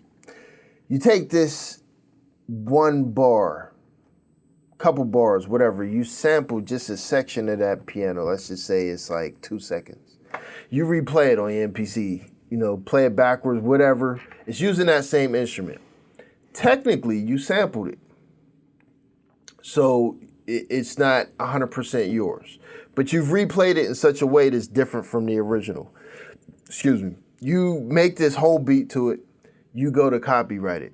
When you go to copyright it, technically, again, it contains an excerpt of this original song, but you've played it in such a way that you have this new creation. Like, how do you protect this new creation and say, regardless of whether or not I'm allowed to sell this, I still created this? Like, I took building blocks from other things, but I put them together in such a way that's new and unique to me. Like, is that a thing? You asking an age-old question, and it all comes down to the same answer. Clear the fucking sample. Because they coming. The thing about, so you asked a hypothetical question, I'm gonna give you a realistic answer. Yeah. They have software that, just like, okay, before they had software to detect AI, Yeah. they had software to detect samples. You pull it up and be like, hey, that belongs to this laundry list of people. Even if you sample it from like a record or something, like it You can, man, listen. It detects it, dog. Remember how I told you, music is coded. Yeah. Music is very coded. Even the music on record, it's coded. It's been coded since the 80s. If not sooner.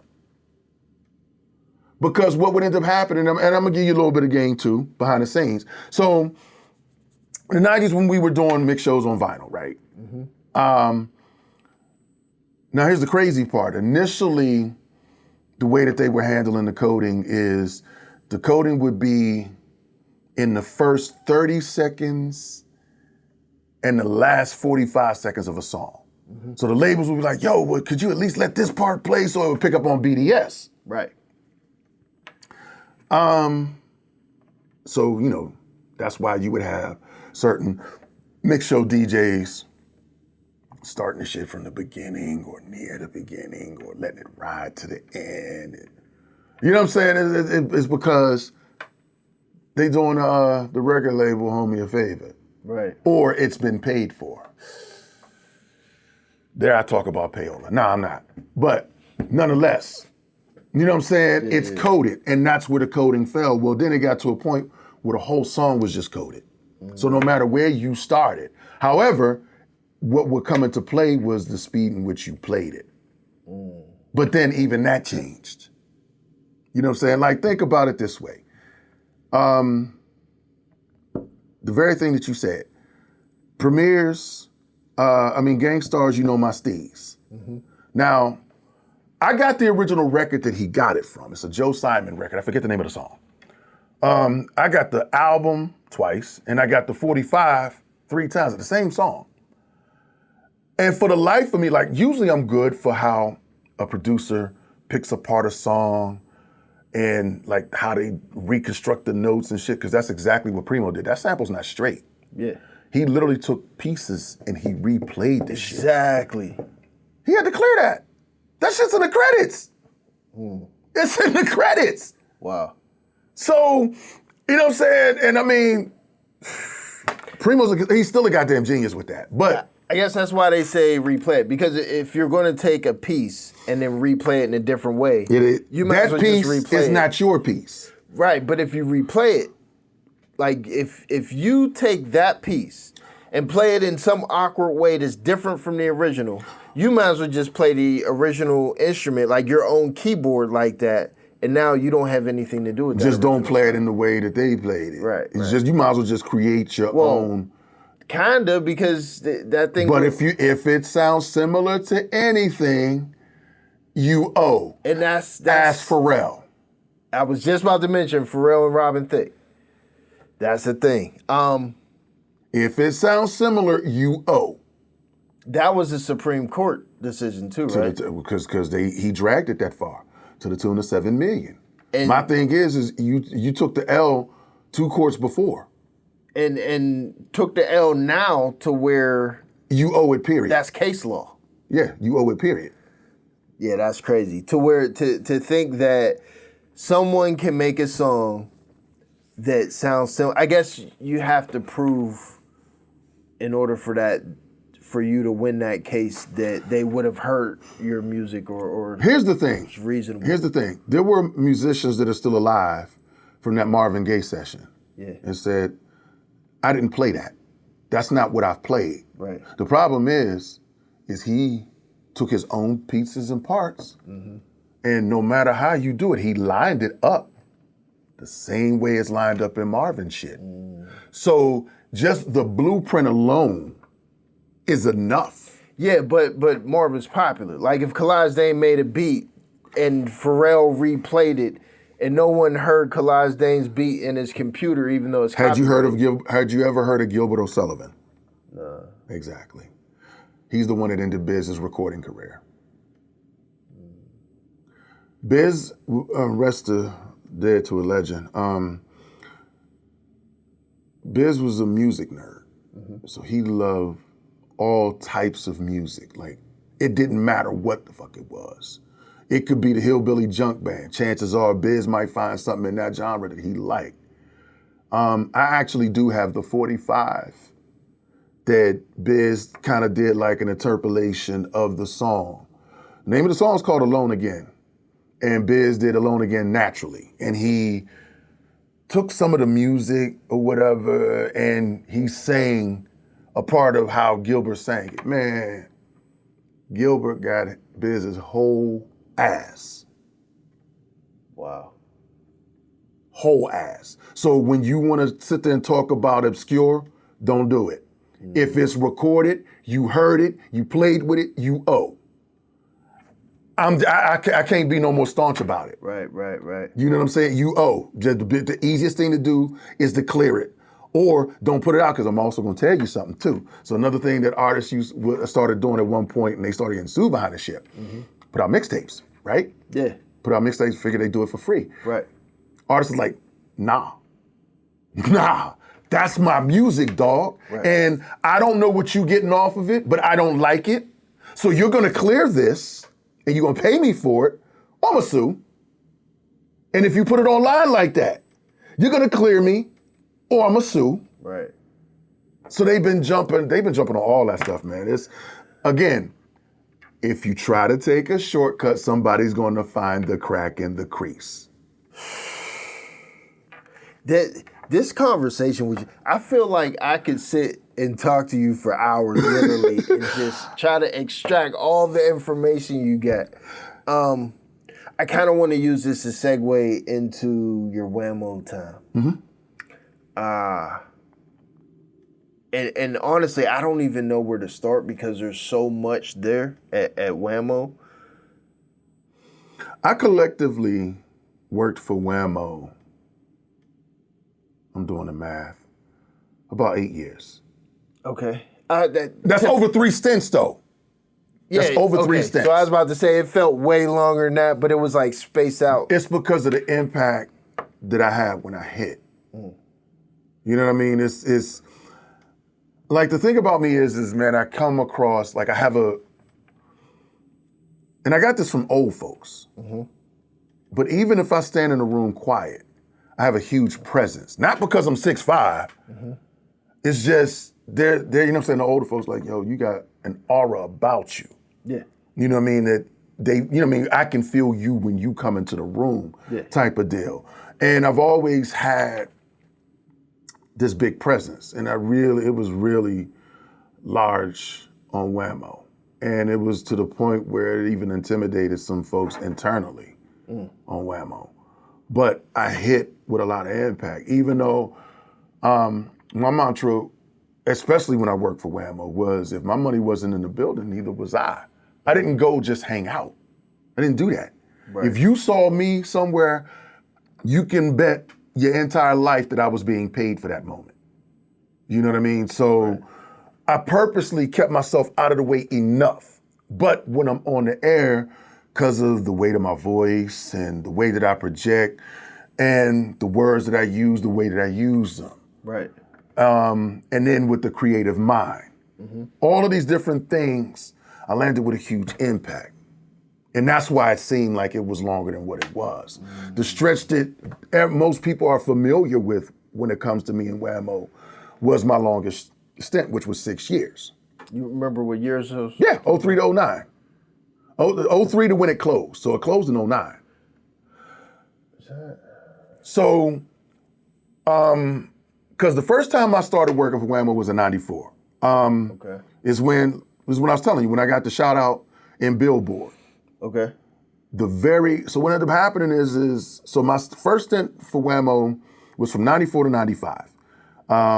And I don't know what was used in the WAMO documentary yet because I haven't seen it yet. So I'll give you portions of it that may not have made it. Okay. So Bobito, Cool Bob Love, AKA DJ Cucumber Slice, gave me the shout out in Vibe. That Vibe landed in March of 1994. Ice Cube on the cover. I still have one lonely ass copy of this magazine. And on the cover is Cube when he had his fro and it said, "Who's afraid of Ice Cube?" And the shout out went to me on page 26. The day that magazine hit, my phone never stopped ringing. Now, mind you, all landline time. And at the time, I was still staying with my mom because I was a college student. So the phone, bing, bing, bing, bing, bing, bing, bing, bing, bing, bing, bing, bing, bing. But the problem was, how the fuck you get my number? You know what I mean? So one of the calls came from one of my mentors in the business. God bless the dad, Mel Plowden. One of the calls came from him. At the time, he was at WAMO. So, wait, Mel Plowden, why does that sound familiar? Well, his junior is a rapper. You know what I'm saying? So his son, Mel Plowden Jr., is a rapper. You know what I'm saying? Shouts out to Lil Big Mel. Big Lil Mel, rather. So his pops basically was my mentor. He called, he was like, "Yo, congratulations on the Vibe magazine, man." Now, mind you, I still haven't seen it yet because I hadn't left the house. This was the day I didn't have class, so I slept in. Right. So I'm like, I gotta get to campus, see what the fuck these people talking about. Nonetheless, Mel's like, "Congrats on the Vibe magazine." I said, "Yeah, man, I keep hearing about it." I'm like, "What's going on?" He said, "Yeah, so Hurricane want to see you in his office tomorrow." I said, "Who?" He said, "Hurricane Dave, my programming director." I said, "What the fuck you want to see me for? I don't work for WAMO." He's like, "You need to be here tomorrow. I'll see you tomorrow. He want to see you around 10:30. Wow. Hangs up the phone. Again, I never applied because during my WPTS radio shows, I'm dissing WAMO 90 going north.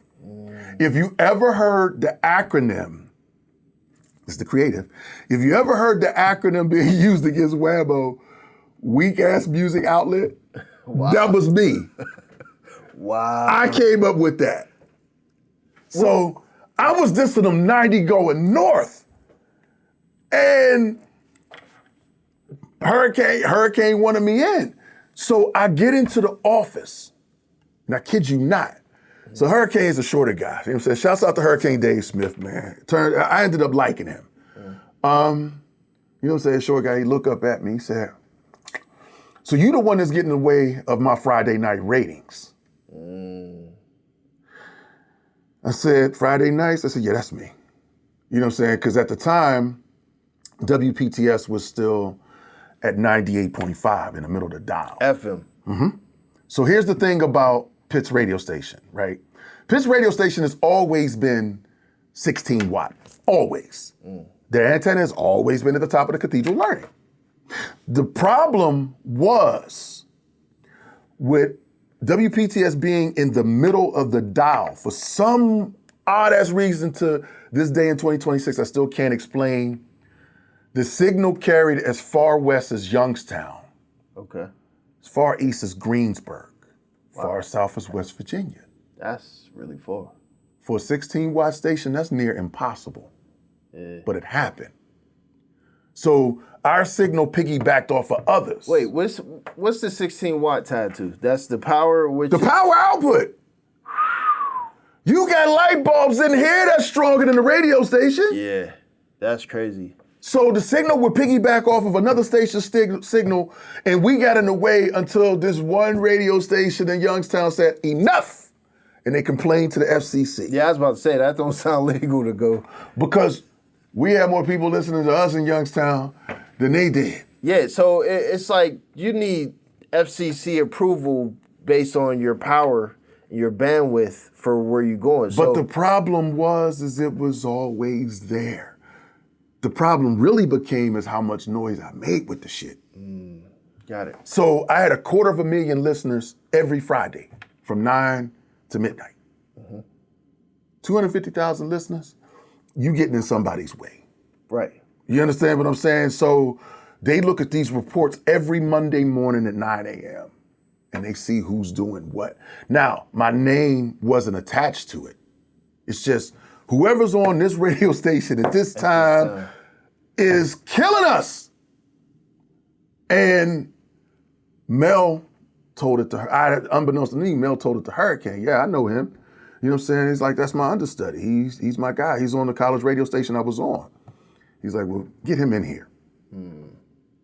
And that's how I got down with him. I said, look, man, no offense. Not like I said, I'm not running to work here. I said, if I work here, I want a mixed show. I said, you want me to bring what I'm doing up there, here? I said, there's certain liberties I know for certain that I have at WPTS I'll never have here. I get that. Because college radio has what is called a Grace Harbor period. In short, you get to play cussing after a certain hour. Okay. Okay. So I was like, I know I ain't gonna have no Grace Harbor. I said, I get that. I don't care about that. I said, what I do care about is I want a mixed show on my own terms. Hurricane promised me the mixed show. It never happened. They relegated me to being a fucking board op and doing production. So February of 95, never forget it, because 95 was the worst year in my life and getting fired from WAMO started it. I got fired, like they fired Hurricane at the top of February. The very next week I got fired. I was the first person fired after Hurricane. Sight unseen. To protect your platform, I won't tell the whole story. Is that bad? Yeah, but I was set up. Okay. I was set up. We don't want to hear that story then. No, I'll tell you off camera. But, so I got fired. And it didn't bother me.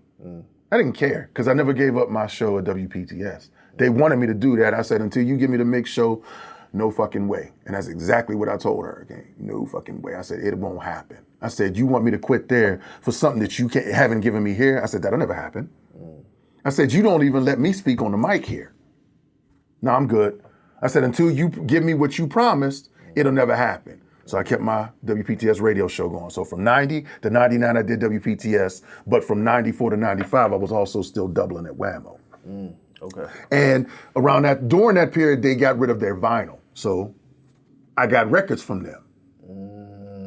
You know what I'm saying? So part of my vinyl collection comes from them getting rid of their records. So got that too.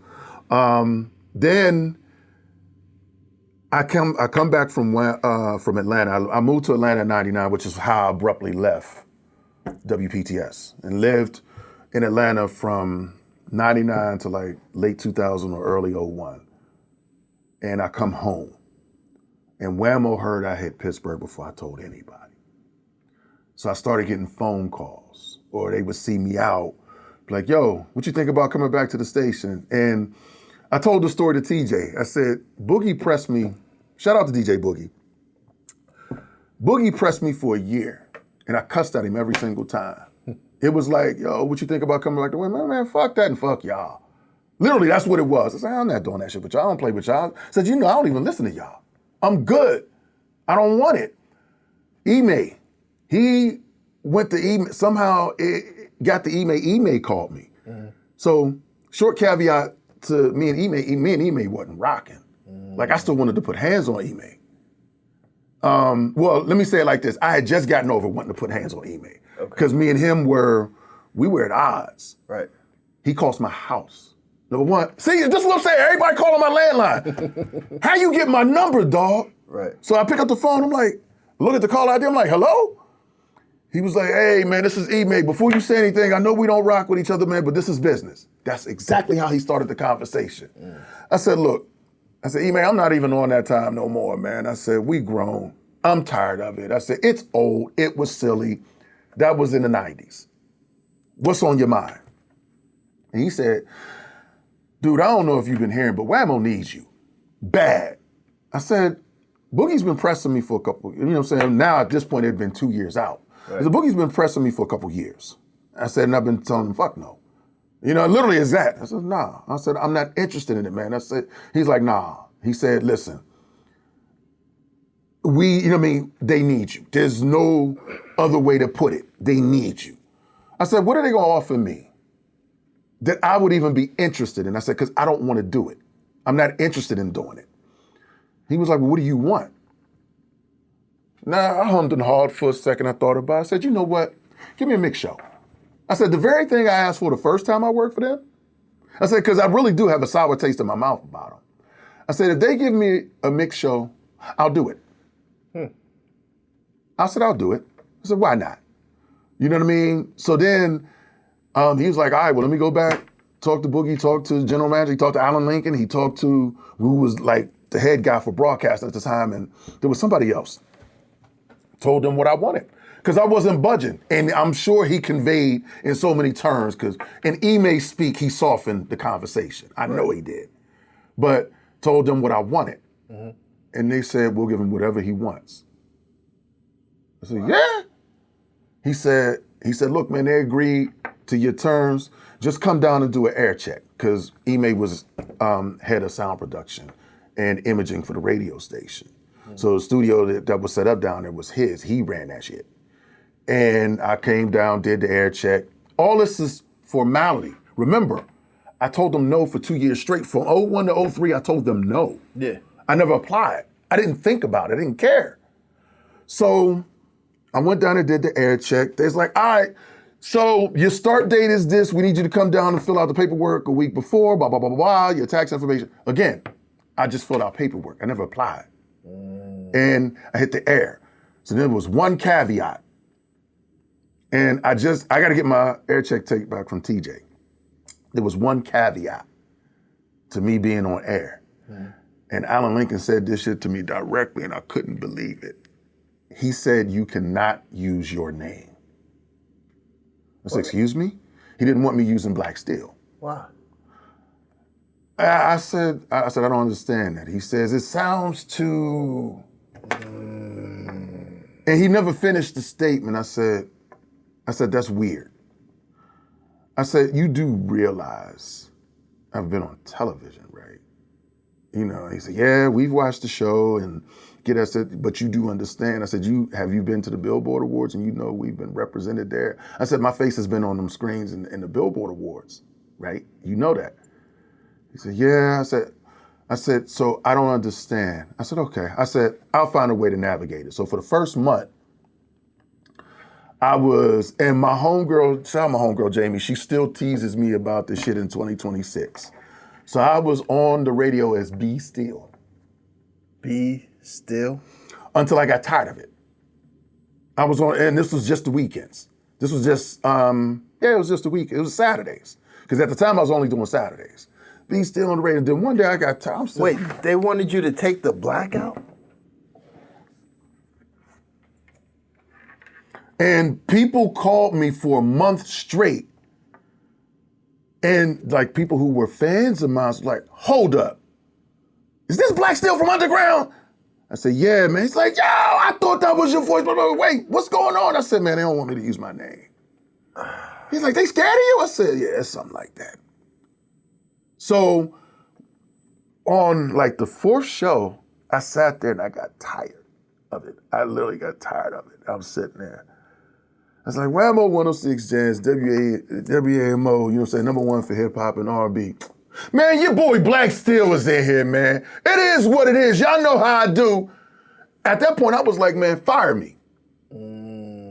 Because I'd seen my paycheck already. And the paycheck wasn't nothing. Yeah. So I'm like, Blakk Steel is in effect. Yeah, I'm here, man. You know what I'm saying? Hit me up, 333 WAMO, blah, blah, blah, blah, blah, blah, blah, blah, blah. And they never stopped me ever after that. Did they ever come to you, confront you about it? Hold on, I want to pause on this real quick. So, a couple things popped up in my head. First thing is, could this possibly have something to do with them not wanting you to have black in your name? With so like that's my assumption, is that it gave off a certain aura. Yeah. So what comes to mind for me is just the Pittsburgh population, especially back then. At the most, we were what, 15, 16% black in the city? No, we were never that high. No? Well, now we're somewhere in the 20s. Are we? According to the Census Bureau of... At that time, we were only 8%. But we were impactful 8%. You know what I'm saying? Black people always hit with something. Yeah, but weren't they trying to shift into like more of a top 40 and less of a hip hop? Like, was that a thing? Like, nah, not at all. Because KISS existed. And they were competing with KISS To a degree. Have been if it was all top 40. To a degree. So from my memory, like, you were the hip hop of WAMO, where and Boogie and I think he was there with like Rain for a while. Like, it was kind of hip hop-ish, but mostly top 40, especially after you left. It was like all top 40. Well, the commercial sector is always what's commercially appealing. You understand what I'm saying? So the only competition that WAMO technically had with KISS was just for numbers, to see if we could grow our audience more than they're growing theirs. Right. Now, we overlapped and shared people, you know what I'm saying, based upon what they played that we played. Okay. Not the rock joints they played. Right. That's where they would lose people. So we're competing for math, not aesthetic. You understand what I'm saying? Because they weren't an urban station. They were just an alternative to us as far as black people went. Right. So they would, if they didn't like what was on WAMO at the time, all right, well, let's see what KISS is playing. We go to KISS, yeah. Exactly. You see what I'm saying? But then back to WAMO. Right. So that competition was never like a solid competition. But what would end up happening is like, it's commercial radio. It's always commercial radio. Well, I mean, like, why couldn't we have music like on Power and that's not our market. Because of the Pittsburgh. You want me to be honest? Yeah. Oh, good. Pittsburgh is slow. Pittsburgh is not a trend-setting place. Pittsburgh is not interested in setting trends. You know what I'm saying? Pittsburgh doesn't want to be first on anything. So, let me finish. Yeah. So when it comes down to that, like, Pittsburgh is not a place to say, I like what I like, so I'm going to support it because I like it. Pittsburgh likes to do things in clusters. So it's based upon what the people think, what the other people say. Then I'll jump on board. Yeah. So New Yorkers are independent thinkers. You understand what I'm saying? Like, they think different. They're wild different with it. So they'll be like, oh man, this shit is crazy. You know what I'm saying? Blah, blah, blah, blah, blah, blah. And they roll with it. Pittsburgh is almost like a hive mentality, but not a leading hive mentality. It's, well, you like it? All right, cool, I'm gonna check it out. Yeah. I like it too. You understand what I'm saying? And that's how it's always been. So we couldn't have nothing like that because some of the white people were way more progressive than the blacks here.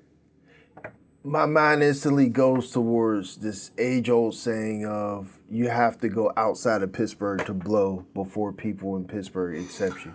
Nowadays, the only reason why that is, and I say nowadays, more than anything, because I mean, it's always to a degree been that way, but now exponentially is because of the familiarity versus the respect. Familiarity, oh man, I know that nigga, it's cool. Yeah. You know what I'm saying? And then they want to get fly and slick and call you by your government in the street. Yeah. Oh, I know that. You know what I'm saying? Versus respect. Yo, that nigga Kalaj is dope. He got that heat, ba ba ba ba ba ba ba ba ba ba ba ba, as opposed to that level of respect. So when you're dealing with people that don't know you, all they have to go on is your body of work. Okay. And that's how they fall in love with you, is through your body of work. Pittsburghers don't stand on that. They want to stand on the familiarity first, like it's gonna get them somewhere, or like it's gonna kick you down. So it's part crab in a barrel. You know what I'm saying? It's like a Pittsburgh motherfucker like, okay, cool. You paint a house, right? In, you know what I'm saying, another state. This motherfucker might not paint, but he know you from the hood. Oh man, Kalaj, Reg, dink, kick the ladder from up under you. While you sitting there trying to build a brand, get paid for doing this work. And that's how they do. You know, It's the most pathetic thing ever, man. you know what you just made me think of? You ever been around your homies and whether it happened to you or somebody else, like you around some girls or something, and at least one of your dudes come over. Try to front. And try to front, like telling Joe, oh, this. Yeah, that's what Pittsburgh does to their artists and to what they got. Because, listen, man, let me tell you something. Like, there's this thing with, and it's always kind of been this thing with, like, out-of-state DJs. Like, there's shit that they come into Pittsburgh and do that they will never allow us to get away with. And it's not like they're better. They just overcharging for the same mediocre service. If they respected us to do what you bringing this cat in to do, we'd body him. And there was a situation, I'll protect the guilty. But there was a situation where, and there was probably like maybe almost 2,000 people in this building at this time, right? So I was at Matrix. Matrix was 3 rooms on the south side, right? You remember that? Carson City Live or whatever. Yeah. Well, it was called Matrix before that, when it had the old owner. Yeah. So it was 3 rooms, right? So there was the main broadcast room, which had the checkered floor, right? Which was they called it the main room, right? Then you got the other room directly off of that, was the wooden room. Then you had the room way in the back, right? The depressing room with the black paint and the fences. So they stuck my ass way in the back. Okay? So I'm in the back. I said, yeah. Now, mind you, they cut my pay in half because I got taken off of the WAMO broadcast the day that my son was born. I got fired on my day off on some Craig shit. Wow. Don't ask me why, because I still to this day don't know why. Because I had that Sunday night broadcast smack it. Yeah. I got fired, they gave it to GQ. Shout out my brother GQ. They gave it to him. Just took money off my plate. I mean, I'm talking, my son wasn't even 24 hours old when I was fired for no reason. Nonetheless, so the owners of all of those clubs, because he owns Crowbar, they loved me. Vince? No. Vince was the manager, but Vince was my guy. He was like, yo, he's like, man, I tried to fight for you, man. They wanted to bring him in. The station wanted to bring him in. You know what I mean? In which they tried to create friction between me and G, and I didn't like that. Because I never had a problem with G. G's my motherfucking man. Right. You know what I mean? But you took my job and you gave it to him, which was unfair to me because I did my job well. Right. So I said, okay. They cut my pay, you know what I mean? They cut my pay in half because the owner's like, look, man, we can't pay you. We was paying you for the on air because you're not on air. This is what the pay is. So I said, okay. I said, you know what? I'm gonna take it anyway. Just trust me. It's what I accepted, and I mean, I could take it now because I'm explaining to you what the motive was. It's bar money. So no DJ working at a bar today in 2026 gets paid over $200. Wow. That's nice. So I took it But my thing is I'm gonna ruin this broadcast. So I'm gonna attract everybody to this back room. So I had the black room smacking on a regular basis. And at the time, B. Marshall actually was the promoter. So he brought in a DJ from Atlanta. I'm not gonna say who the DJ was. The DJ had to come and study me for an hour because wasn't nobody in the main room, wasn't nobody in the other room. Everybody in this complex was packed in this room. Because it got to the point where the bartenders would fight over who was working with me that night because they knew they were eating. Right. So I had this room smacking. So B comes up to the booth like, yo, we trying to get him on. You know what I'm saying? Talk about the main DJ. I said, well, broadcast. I said, the main room's that way. Hey, go ahead and get him on. Go ahead. He said, nobody's leaving here. You got to quit. I said, ain't on the clock until 2 a.m.? This is at 12:30. I said, ain't on the clock till 2 a.m.? He said, I'll pay you to quit. So in order for this DJ to have an audience, he had to pay me to stop early. So he had to pay me extra money to stop early. Business-wise, why did that? It don't sound like it makes sense. Like, I give you money, you ain't even, just sit there. Here, you paid, but we still made the money because people's enjoying themselves, right? I had the audience on Smash and dude couldn't out DJ me. Yeah, but why would the promoter be mad at that? Because I had the audience on Smash and the dude that he's paying more than me couldn't out DJ me. So it's like an ego thing. No, he needed the people to leave me in order to get his money's worth out of this guy. And this dude couldn't out DJ me. I get it. So what ended up happening, and I heard this from a third party. Actually, fuck all that. Ask Chef. I don't know who this DJ told, but because Marshall was good from bringing all these Atlanta motherfuckers up, right? And I don't hate none of the Atlanta DJs. In fact, a couple of them is my peoples.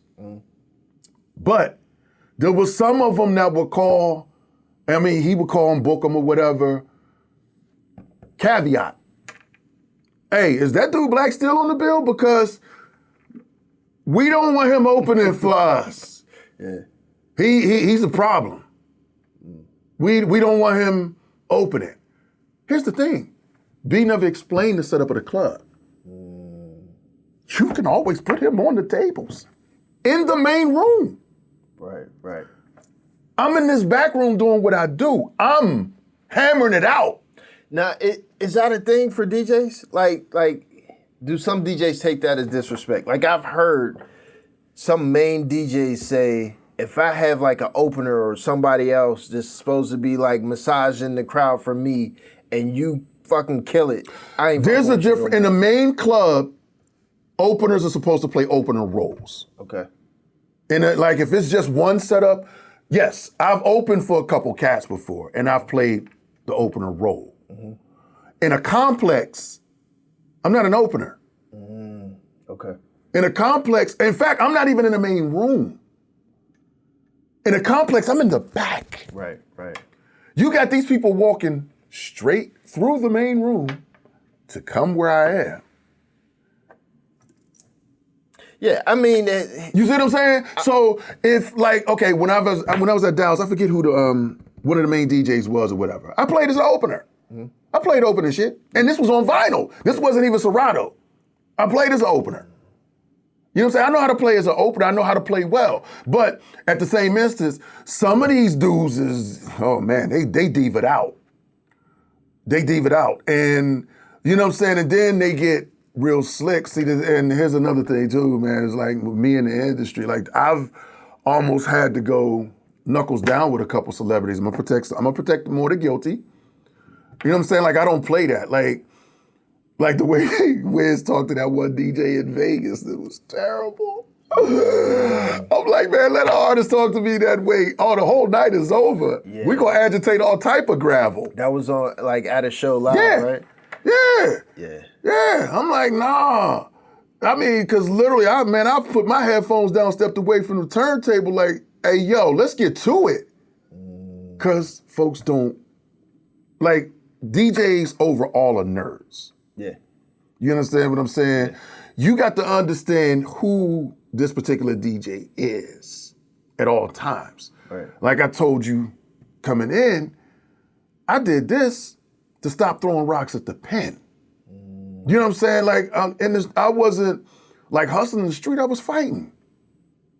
You know what I'm saying? I took boxing classes, martial arts classes, and because I grew up, I was vertical growing up, man. I was as slim as that pen you holding. And folks thought that it was fashionable to try and build a name off of me. Well, when they got up and was dusting themselves off, they learned I wasn't the one. Right. So all I did was fight. That was my thing. You know what I mean? And then, even though I played sports, I played basketball, played a little bit of football, and very little baseball.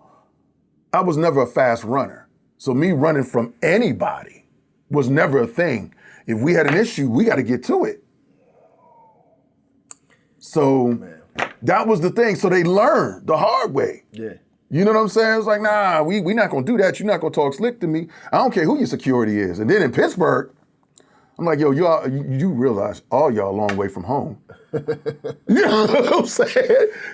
Yeah, that's wild. Just in general, that event, you did what you were supposed to do, man. Yeah. I wish I could have been there to see it. It was wild. Like I said, there was people there, and they know the DJ I'm talking about. He couldn't outspin me. He can't outspin me. In 2026, he still can't outspin me. You know what I'm saying? So that is the thing, though. It's like Pittsburgh love out of towners just because it's not the people that are here, and they don't respect what they have here. Whereas I've gone out of town and I've spun out of town, and the immense amount of love that I get and the respect.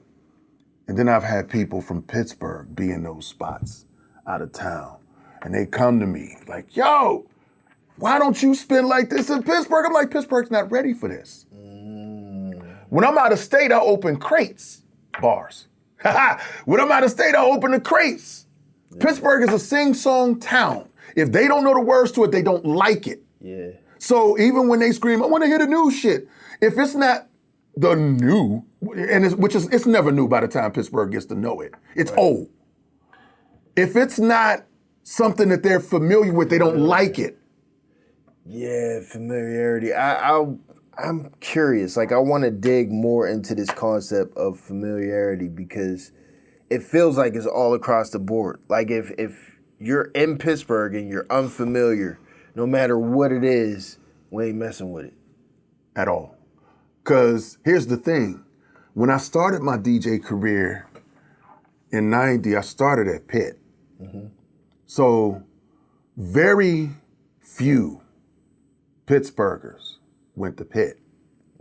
So when I'm DJing the Pitt parties, like Pitt at that time was heavy Philly, heavy New York, heavy Miami. That's a different demographic than the rest of the city. 100%.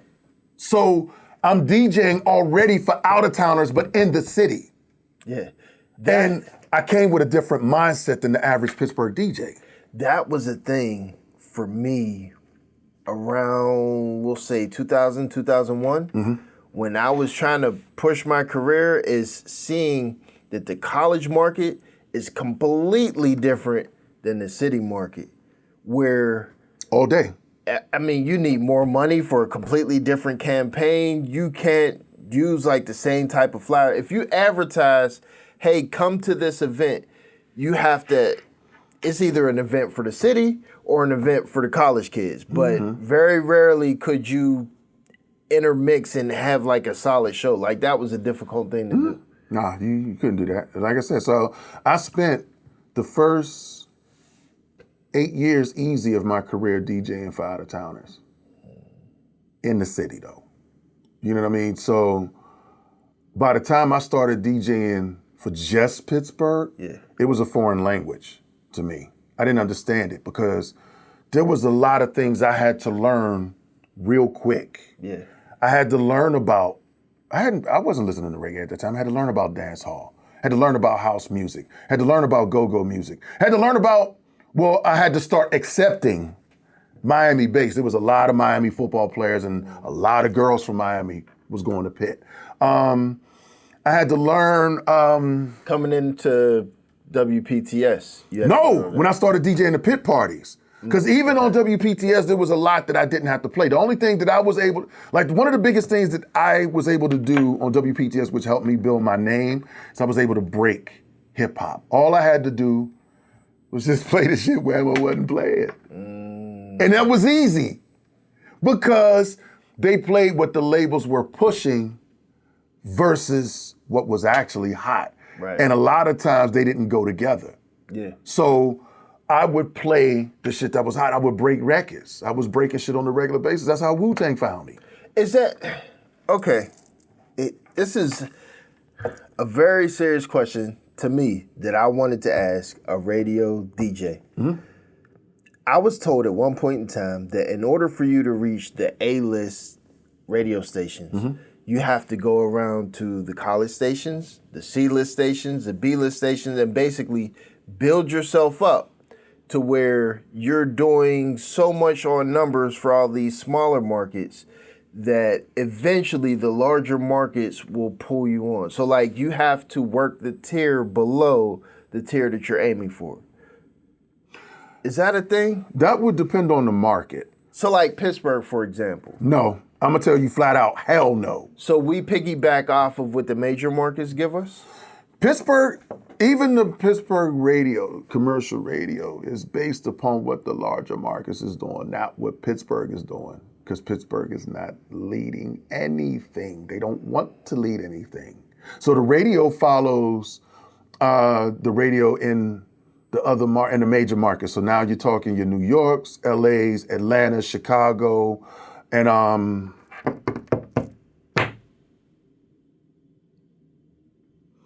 there's one other city that was in that. I forget. Miami? But not so much. Houston? No, definitely not Houston. I mean, listen, nowadays, I forget, like I said, I forget the other fifth city, which was what it really was. And they would build the playlist that they knife-fed y'all based upon what was in heavy rotation in these places. So these other markets generated what would become the roadmap for every other smaller market. And that's the reason why locals don't get much, if any, play on a WAMO station, right? Locals think like Pittsburgh. I mean, WAMO thinks like Pittsburgh. You're here. You have to generate the buzz to force them to play it. You got to you got to create the demand. And then even in that, I mean, if you don't know your business. So I was talking to DJ Steve Maffey. And we were talking about, because he was on, not PTS, PPJ? Point Park? Oh. I don't remember calling. I don't think that gets outside of downtown. It's possible. No, I think that's what it was, because Boogie did that for a brief, because Boogie is not even a native Pittsburgh. He's from New York. He's from Queens, actually. So he went, the only reason what brought him here is he went to school at Point Park. But he said, he told me basically the radius around their campus is as far as their radio station went. That makes sense. But yeah, he was saying that the music that they play on the radio station, they can play local music, but if you don't come from the distributor that sends them their music, you're not getting paid for it. You have to be registered and have all your paperwork right, submit it to the distributor, and the distributor give it to them. So when I would submit my song to WAMO for Battle of the Beats, and I would just hand nobody Boogie, got paid for that. Exactly. Even if it was registered, and I hand you nobody my got CD, paid. Nobody got paid for that. I ain't getting paid. Nah. Because chances are, by the time they started doing Battle of the Beats, it was full BDS. So if you didn't have your joint coded, no way. And what if it was coded? Then you should have heard something from your publisher. Even if it didn't come from a distributor? Yeah. Okay. If it was coded, you should have heard from your publisher. Your publisher should have said, hey, You know what I'm saying? You got this, I mean, basically when you get your report, you should see who has played your music. Mine wasn't. I've never been coded with BDS. There you go. That was, There you go. And that's why nobody from Pittsburgh got paid. Nobody from Pittsburgh got paid. Not even like when they was playing like S Money, I'm the Man. Like they was playing that. If his pay, I can't speak for his paperwork. Okay. If his paperwork wasn't right, then he didn't get paid. So I guess what I'm kind of getting to here, is there a submission format to get your music played on a radio station? Or is it just, hey, I'm gonna drop it off to my favorite DJ down there? Commercial radio is bought and paid for. That makes sense. I mean, payola is a thing, right? But that's everything. Like, commercial radio is bought and paid for. By the labels. Or from what I understand, correct me if I'm wrong, like these little third-party companies that labels hire to radio solicitors? You're wrong. That's wrong? It's 100% wrong. I can show you my email right now. I still get those. Because that's where I get a lot. That's where I get a lot of music that ain't in the pool. I get it from them. They don't pay. They're basically not licensed, but they're paid contractors. That's the word. Okay. They're paid contractors to promote the music in addition to what it is that the label directly is supposed to do. Okay. That's all that is. So that's your third party shit. Label has a contract or whatever situation with the radio stations. Hey, this all is how time much is bought and paid for. They need X amount of spins within this particular quarter, and you got to make it work. And it's all illegal, but that's what it is. So for you to get on Billboard top 40 charts, it's literally a dollar amount, basically. And so I've heard people say it. Go ahead. And I've heard people say it, and I've heard people underground, not even underground, local, regional, however we want to define them, but not super big artists, promote and advertise that they are on Billboard charts. And instantly in my mind, it's like you paid for that. Sir. It was a thing. It was a thing in the 90s. Yeah. Redman called it out. Redman called it out. That's crazy. Okay, so is this one of those things that could be like you know how they talk about, the powers that be and like the real gatekeepers and stuff like that? Like when we get into the P. Diddy's and the Epsteins and all this other crazy stuff that goes on in the industry, is this like one of those things just like, yeah, it exists, there's larger powers behind it and stuff like that, but be careful what you talk about and who you talk about. And there's stories of things that I've witnessed and stories I've heard from people that I know that I don't repeat because I know it can get me killed. So when I tell people, they think, you know what I'm saying, I just move my lips just because they work and my voice comes out of it. But I'm in this industry. I've seen things. Yeah. And I forget who I was talking to, but I told him, I said, yo, me choosing to DJ for and in Pittsburgh was a choice. I didn't have to. Right. You know what I mean? I really didn't have to because I'm going to tell you something. So the way, and this goes back to my early days in the industry, man, it's like either you had this undeniable talent that they wanted to hurry up and box in, or somebody wanted to fuck you. And I got exposed to things because unbeknownst to me, folks wanted to fuck me. Wow. You know what I'm saying? Glad it wasn't the dudes. But nonetheless, no. You know what I mean? So, like, there's been spaces I've been in New York. You know what I mean? You look and there's a door open. You like, yo, what's going on in there? They like, oh no, that's another party. No, I'm good. And it will be familiar faces. It's like, no, I'm straight. You know what I mean? But I also was introduced to one executive, and thank God I don't remember his name, so I don't have to protect the guilty. It just is what it is. I was introduced to one executive that shook his hand. Hey, man, you know what I'm saying? Blakk Steel from Pittsburgh, man, nice to meet you. And shook his hand. And then I'm sitting there talking and I'm realizing this dude still got my hand. I said, yo, if you do not let me go on my head, but the fuck out of you, man. I don't play them games. What's wrong with you? Because they test you to see what you open to. And if you open to certain things, then they introduce certain rules. That's where the money is. But you got to be willing to compromise certain things. And it's like I said, there's stories. I can tell you, the only thing I tell you, you can just guess. I'm not even gonna tell you off camera.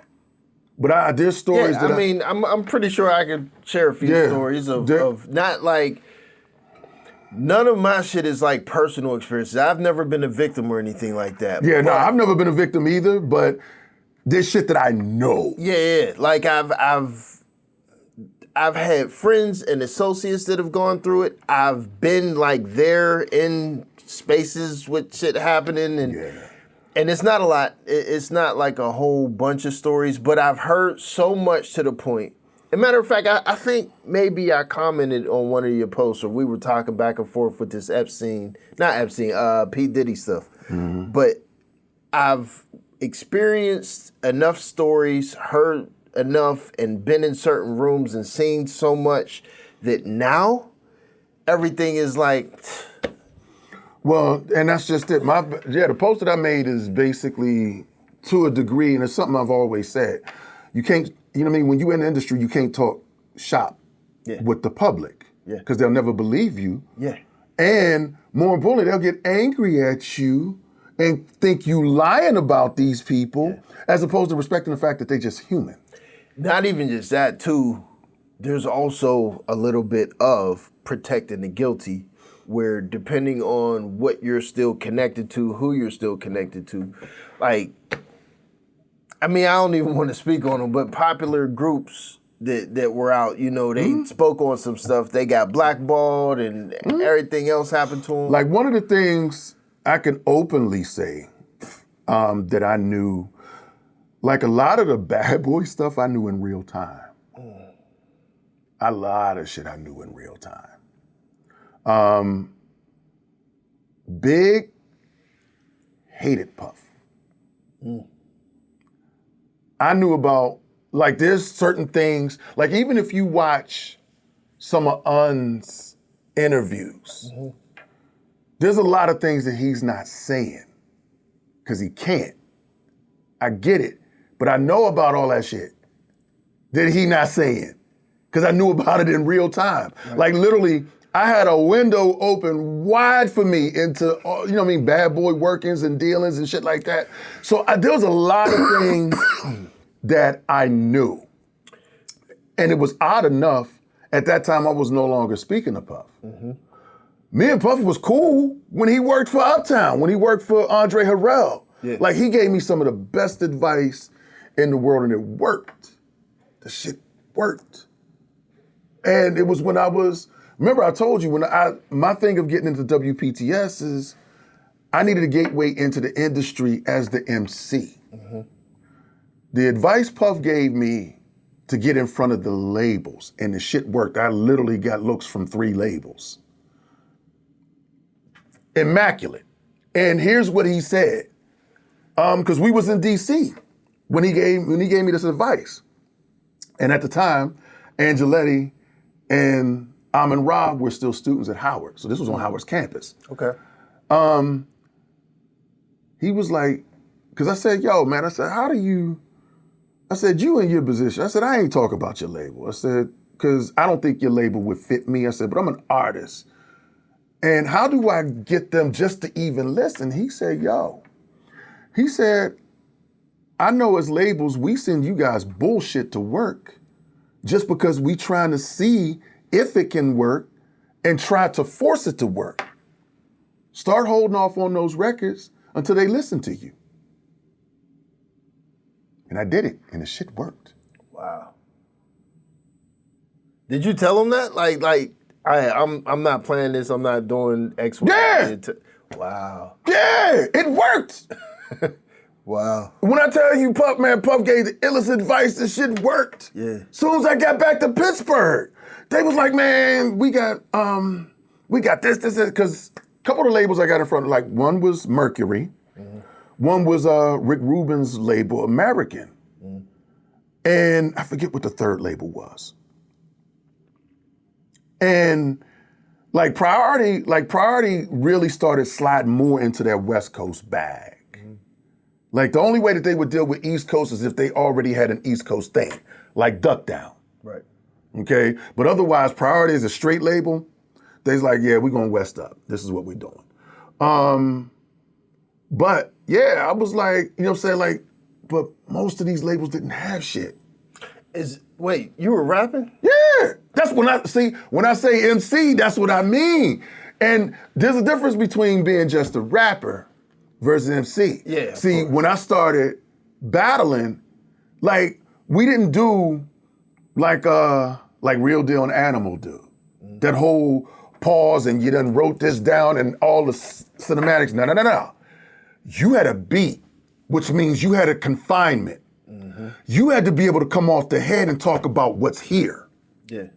So I was battling in addition to the songs I was writing. Yeah. So I'm undefeated battling. You know what I'm saying? I had one time it was with a girl. She was good. But I was an MC, I was spitting. So when you say MCing now, does that include that? MC Like is always a master of the ceremony. You have to control the emotions of the people. So as a rapper, if you're an MC, you're controlling their emotions through their music. And in between song shifts, you got to keep them with you. Okay, so this is, we're trying to ask more directly. Do you rap now? No, hell no. Hell no. Listen, my last rap that I wrote goes back to 2007, and I was just kind of, every now and then the mood would hit me and I would still do it. However, let me tell you this, there are songs with me on them floating in the world, like real shit. So my man Dice, shout out my man Dice. Dice from McKeesport. Yeah. He has a song called Here to Party. It's the remix. And you can look this up right now. So again, I don't argue fact. You can look this up right now. If you look the song, Dice Here to Party remix, number one, you're gonna see my name, but the snippet they play is my verse. It's my verse. They're playing my verse. Nice. So there's shit out there with me on it. You know what I'm saying? So I don't just blow smoke. And then this guy, he networked with some guy overseas and gave him this unreleased album, Dice's, that I was on. And you know what I'm saying, dude posted the shit online. Now mind you, I didn't have the complete song. No, that's a lie. Let me walk that back a second. I only had it on the tape that Dice gave it to me on. And which had like hiss and shit to it. So this dude posted shit online and it's my verse. Now mind you, I hadn't really heard the complete song since the 90s when I recorded it. Right. I'm like, yo, where you get this from? And he tried to ignore me. I said, I'm gonna ask this one more time because you have my voice on your page. You need to talk to me. And he got in my inbox. He said, well, Dice provided me the masters of this and we're gonna put out a vinyl album on this unreleased album. I said, well, I need you to send me this. I said, because I am Blakk Steel. He's like, this is you? I said, yes. I said, I'm dead ass serious. I said, I need this. So the only thing he managed to do was send me the song. So I called Dice. I said, Dice, what the hell, man? You know what I'm saying? Because I let my ASCAP expire. Wait, what? How does that happen? You gotta renew your ASCAP every so often, dog. What year are we talking about here? I ain't renewed my, listen. I set up. Is it still good? Yes. Are you sure? Yes. I literally just registered a song maybe a month ago. Okay. I've had mine since probably a little bit after yours. A lot after yours. Because I want to say, because I recorded in... They changed their format. Okay, so I recorded that in 95. Okay, so... Then you had to renew every 6 months. Yes, and you had to pay for membership. 100%. So what, is it free now? Yeah. Shit. When's the last time you checked again? I'm not trying to, I wasn't chasing the mic no more. But if you got stuff out there, you probably still got Oh, bro. Yeah. So when I said I let it lapse, I let it lapse. And that was prior to them I never changing. renewed it. I got you. So, because I got, like, my man from Akron, my man Mike Dicker, I used to go drive from Atlanta and record with him, come back, but he lived in Akron, and he would put out the music independently. You might have money waiting on you. Because I'm gonna have to check then, because technically mine lapsed, and I logged back in, and you could like recover it. So if this is before the digital age. no, this is what I'm saying. Like mine lapsed before the digital age. But technically, I signed up before there was even an internet. So yeah, me too. okay. Well, before they allowed you to sign up on the internet. So I had I have to see that. remember, they would send you the mail out letter with all the membership stuff like that. So I kept all my old record label stuff. Mm-hmm. I went on to the new digital format website with one of the old letters that they sent and punched in my membership number, and I claimed my account online, and it pulled up everything that I had from before. I have to see if I still have mine. If I do, it'll be at my other house, in the closet of my old office there. I'm gonna have to check that out. But nah, I got music in the world, man. Yeah. But I'm on other people's shit. It ain't mine, but I'm out here. So, literally, like I said, you can look it up. Even if you look it up after we leave, as soon as you hear it, that 30-second promo, that's me spitting. Huh? Yeah. And I remember how I wrote the shit. You know what I'm saying? Which that was my next to the last written verse. But I was driving around listening to, because the speed, you know what I'm saying, Dice let me hear the beat over the phone. And I was like, all right, well, whatever. You know what I'm saying? But it never shot me the beat. So I literally drove around and mentally formed the verse that you'll hear to Busta's Touch It, because it was around the same speed. Okay. So, you know what I'm saying? I was just, and was at it, and I just hit this pocket. And I was just rolling with it. And that's where that verse came from. So I wrote it. I didn't write to that beat. Yeah. You know what I mean? And that was one of my skills, is I didn't necessarily 100% have to write to a beat. You know what I'm saying? I wrote so liquid that I could put it to almost anything. Yeah. You know what? And I wanted to touch on this when you mentioned about being a DJ and talking about how a real DJ, as you know it, has certain skills, has a certain skill set that you can't just do this and call yourself a DJ. Like that's the school, the realm you were like came from, basically. For me, it's the same way with rapping and MCing, where that was one of the skills. You should be able to write a verse and spit it. Now, as an artist, you may feel like there's a better fit musically for it, but you should be able to spit it, adapt it, whatever, to whatever they... Well, the average person had to have beats to write, and this goes back to almost the beginning of time. The average person always had to have a beat. I was never with that because I didn't have a producer. So I had to learn to format my pen to be able to bounce to anything, because I didn't have a producer, I didn't have beats. I was the same exact way. You know what I'm saying? So when I finally, I became my own producer. I had to start making my own beats. Okay. Because motherfuckers wouldn't make shit for me. Then all of a sudden when I started making my own, oh man, I could miss me. But that's how a lot of things happen for me in this business. Like, there was very little that was handed to me. You know what I'm saying? And like, it literally, and when I say very little, I think I can only count like 2 or 3 instances anything was ever given to me. Everything else, I had to muscle. You know what I'm saying? Like the WPTS thing, it was handed to me simply because, like I told you off camera, like dude was done with school. So he kind of didn't give a damn who took it. Right. So he's like, all right, well, you seem like you hungry for it. Congratulations, you got it, here you go. And I ran with it and I created this monster. Right. I'm trying to think, what other thing was handed to me? There wasn't much. Well, no. Turntable that got me into DJing. Same partner that kept me from throwing rocks at the pen. He literally gave me, now at this time, you figuring this is in the 80s. 1200s for just one cost anywhere between $2,000 to $2,500 a piece. Yeah. You know what I'm saying? So my man, Technique? yeah. So my man was moving weight, and he only had one, and he was my DJ as the MC. So he gave me the turntable. He was like, nah, you stay away from what I'm doing, take this turntable. And I wanted to learn how to DJ, 2 reasons. Number one, I wanted to learn how to scratch just for the sake of, I like the scratching sound in terms of like the different scratch techniques I would hear on records and things like that. But also I wanted to be my own DJ. I needed to be my own DJ because I couldn't find a DJ.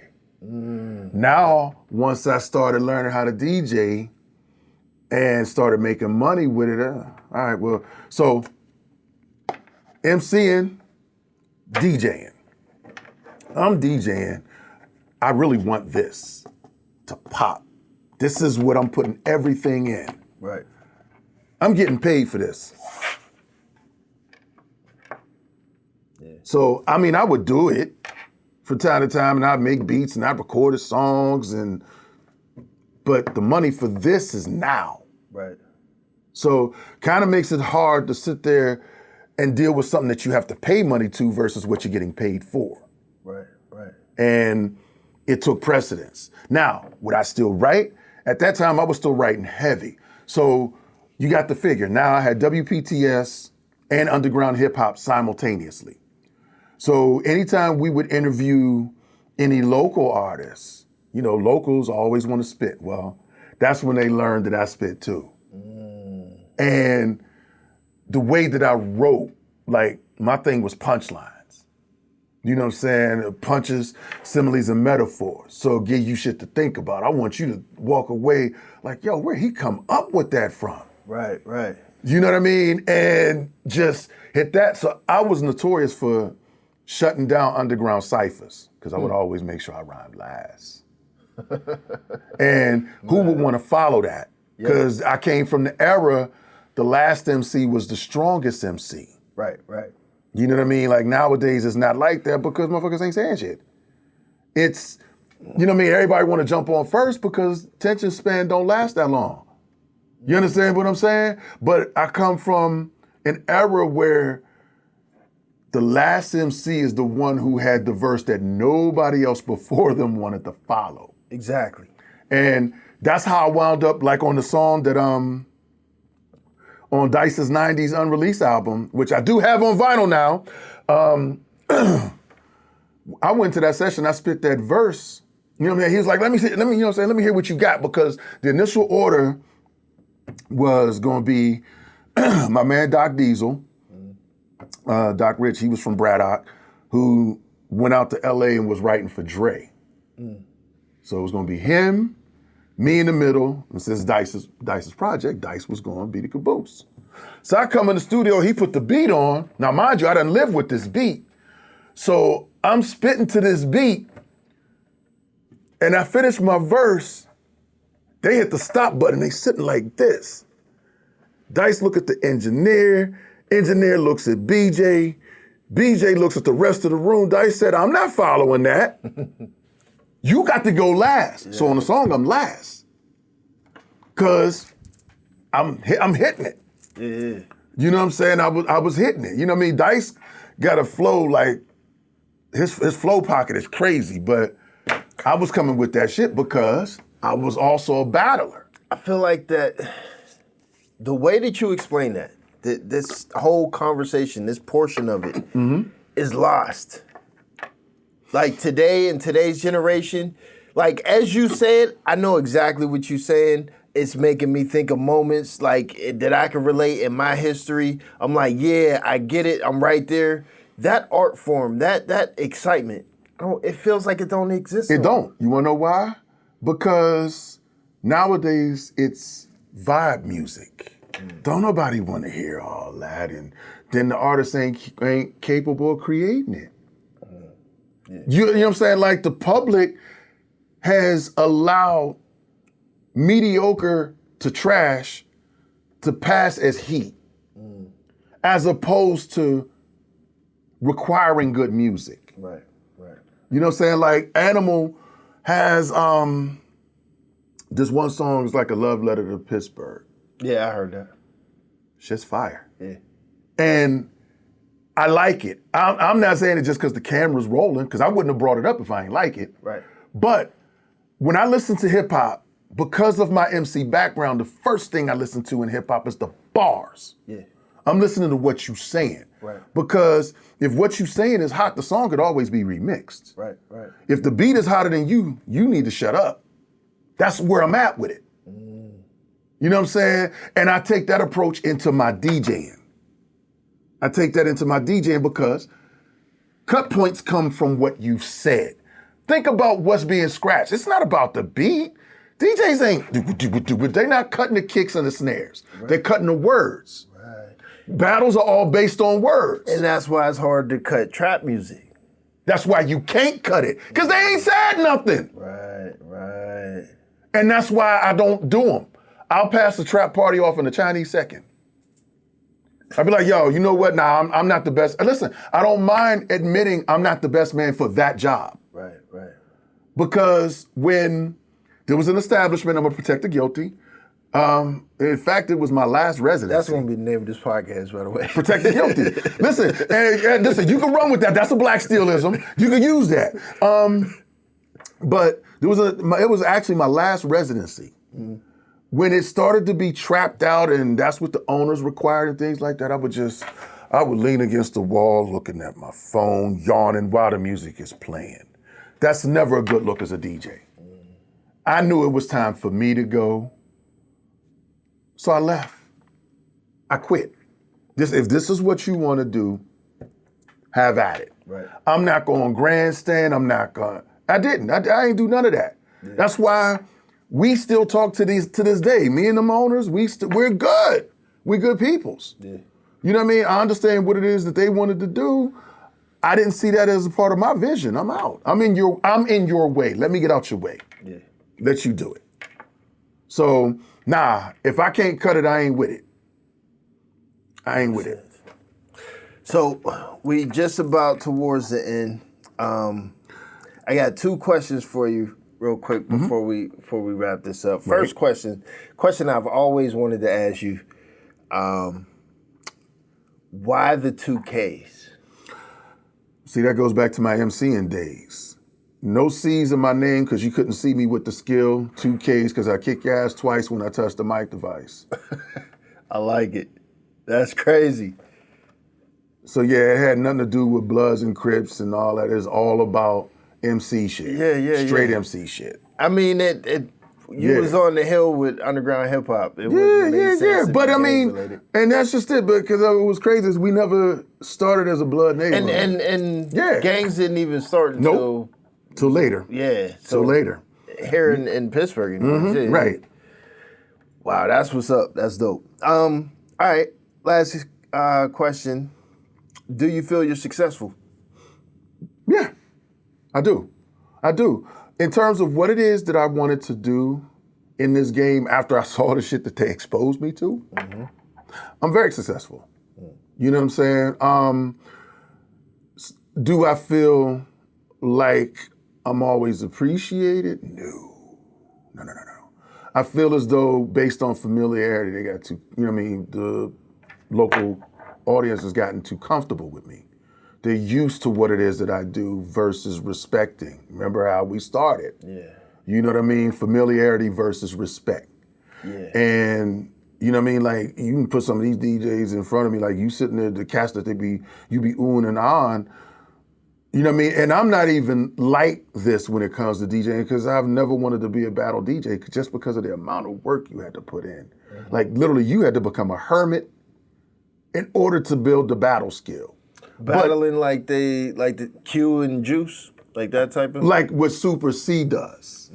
Think if you know Super C, just think about the type of person he is. He's not a people person. Right. Because he's that introvert who was in with his equipment.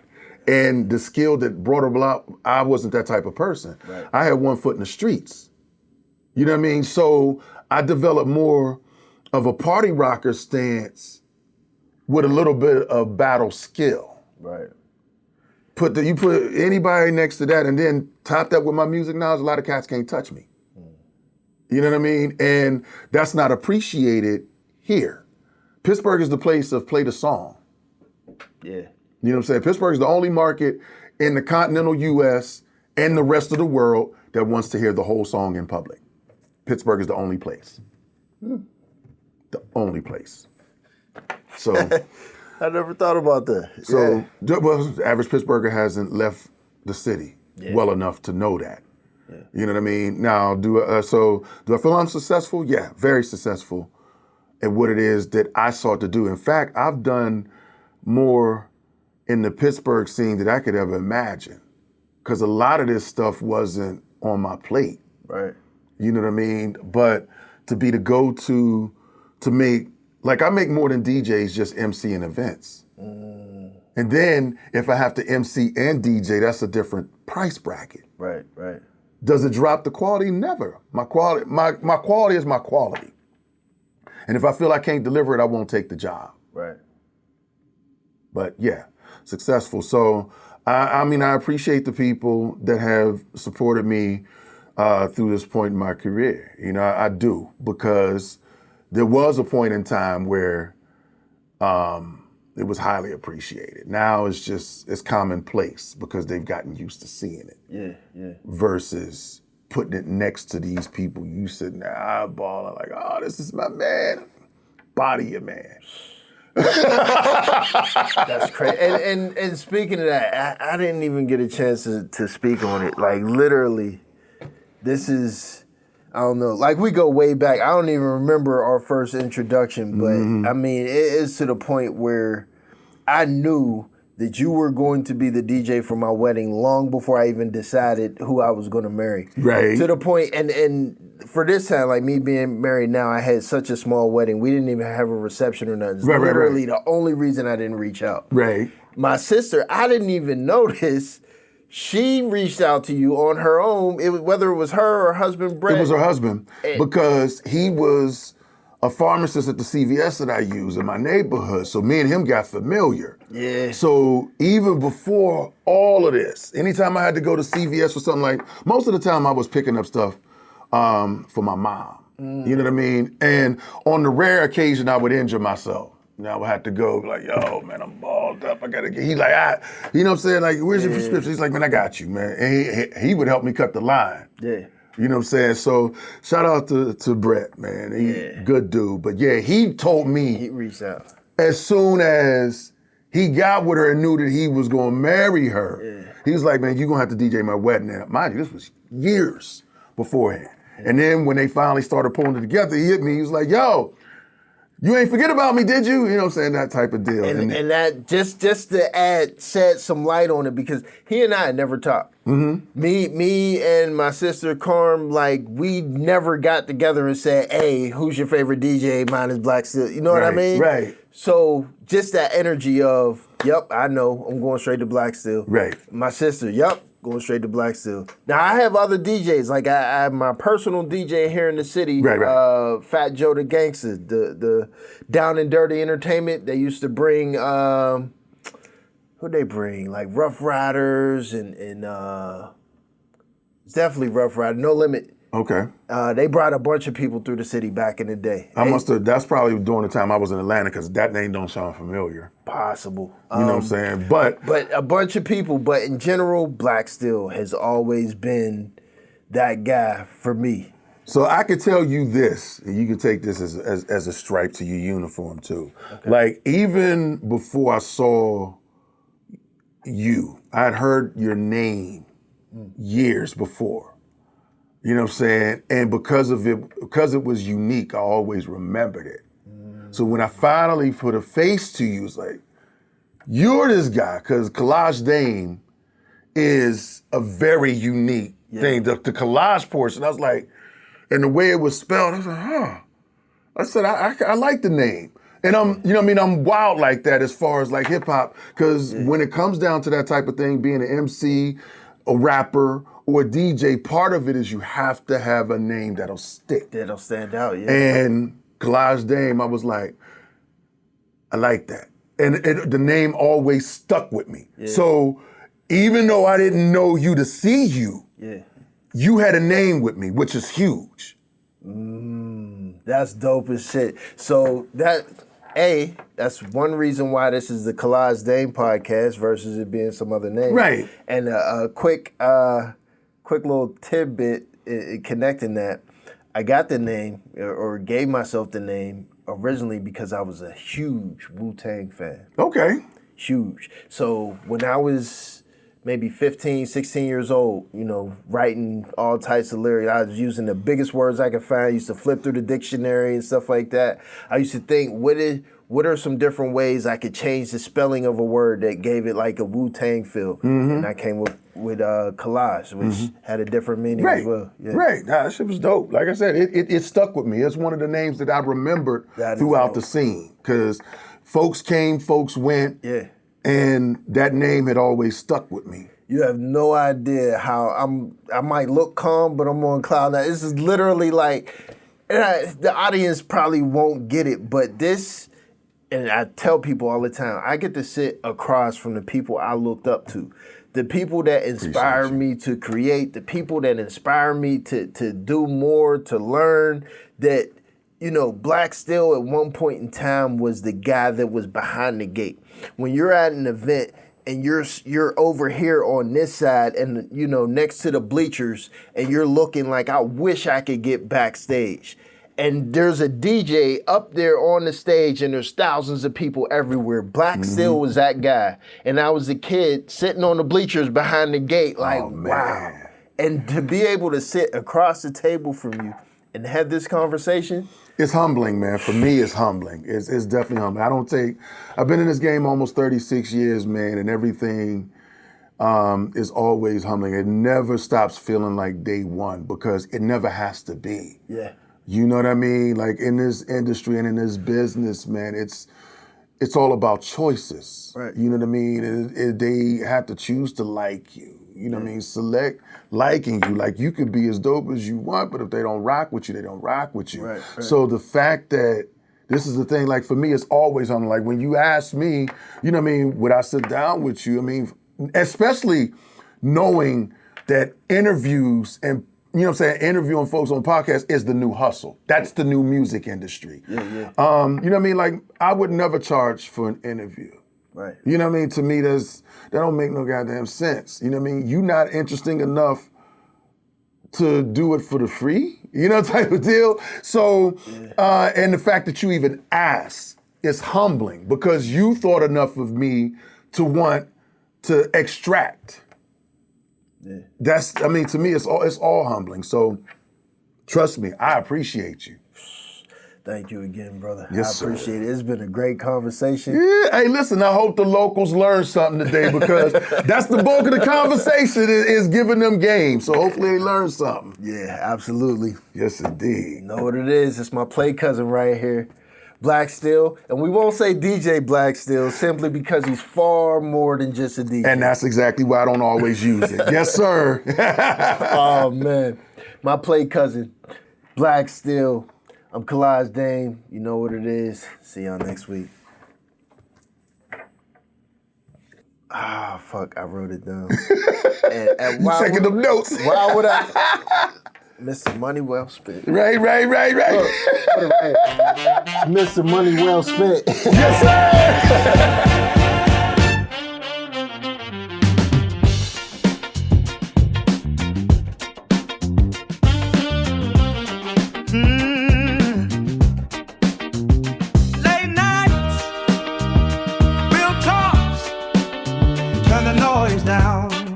Welcome to Kalaj Dame. City lights, long days, heavy on the mind. Everybody talking, but they never take the time. Truth in my chest, I don't sugarcoat pain. If you sitting at the table, you gotta show your face. Conversations deeper than the surface, we've been shown.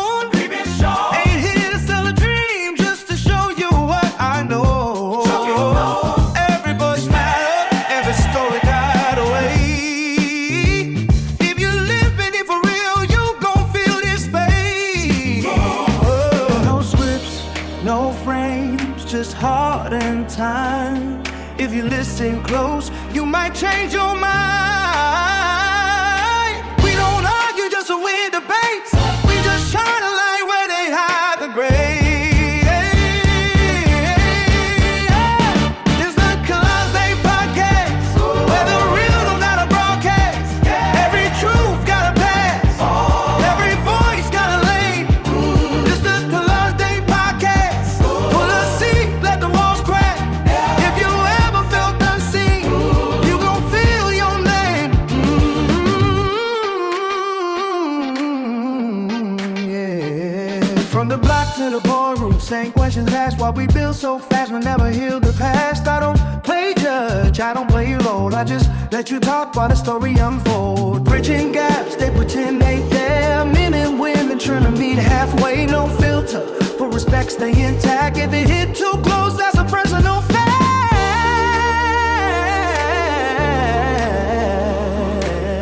Nobody ever listened to you Listen, if you always felt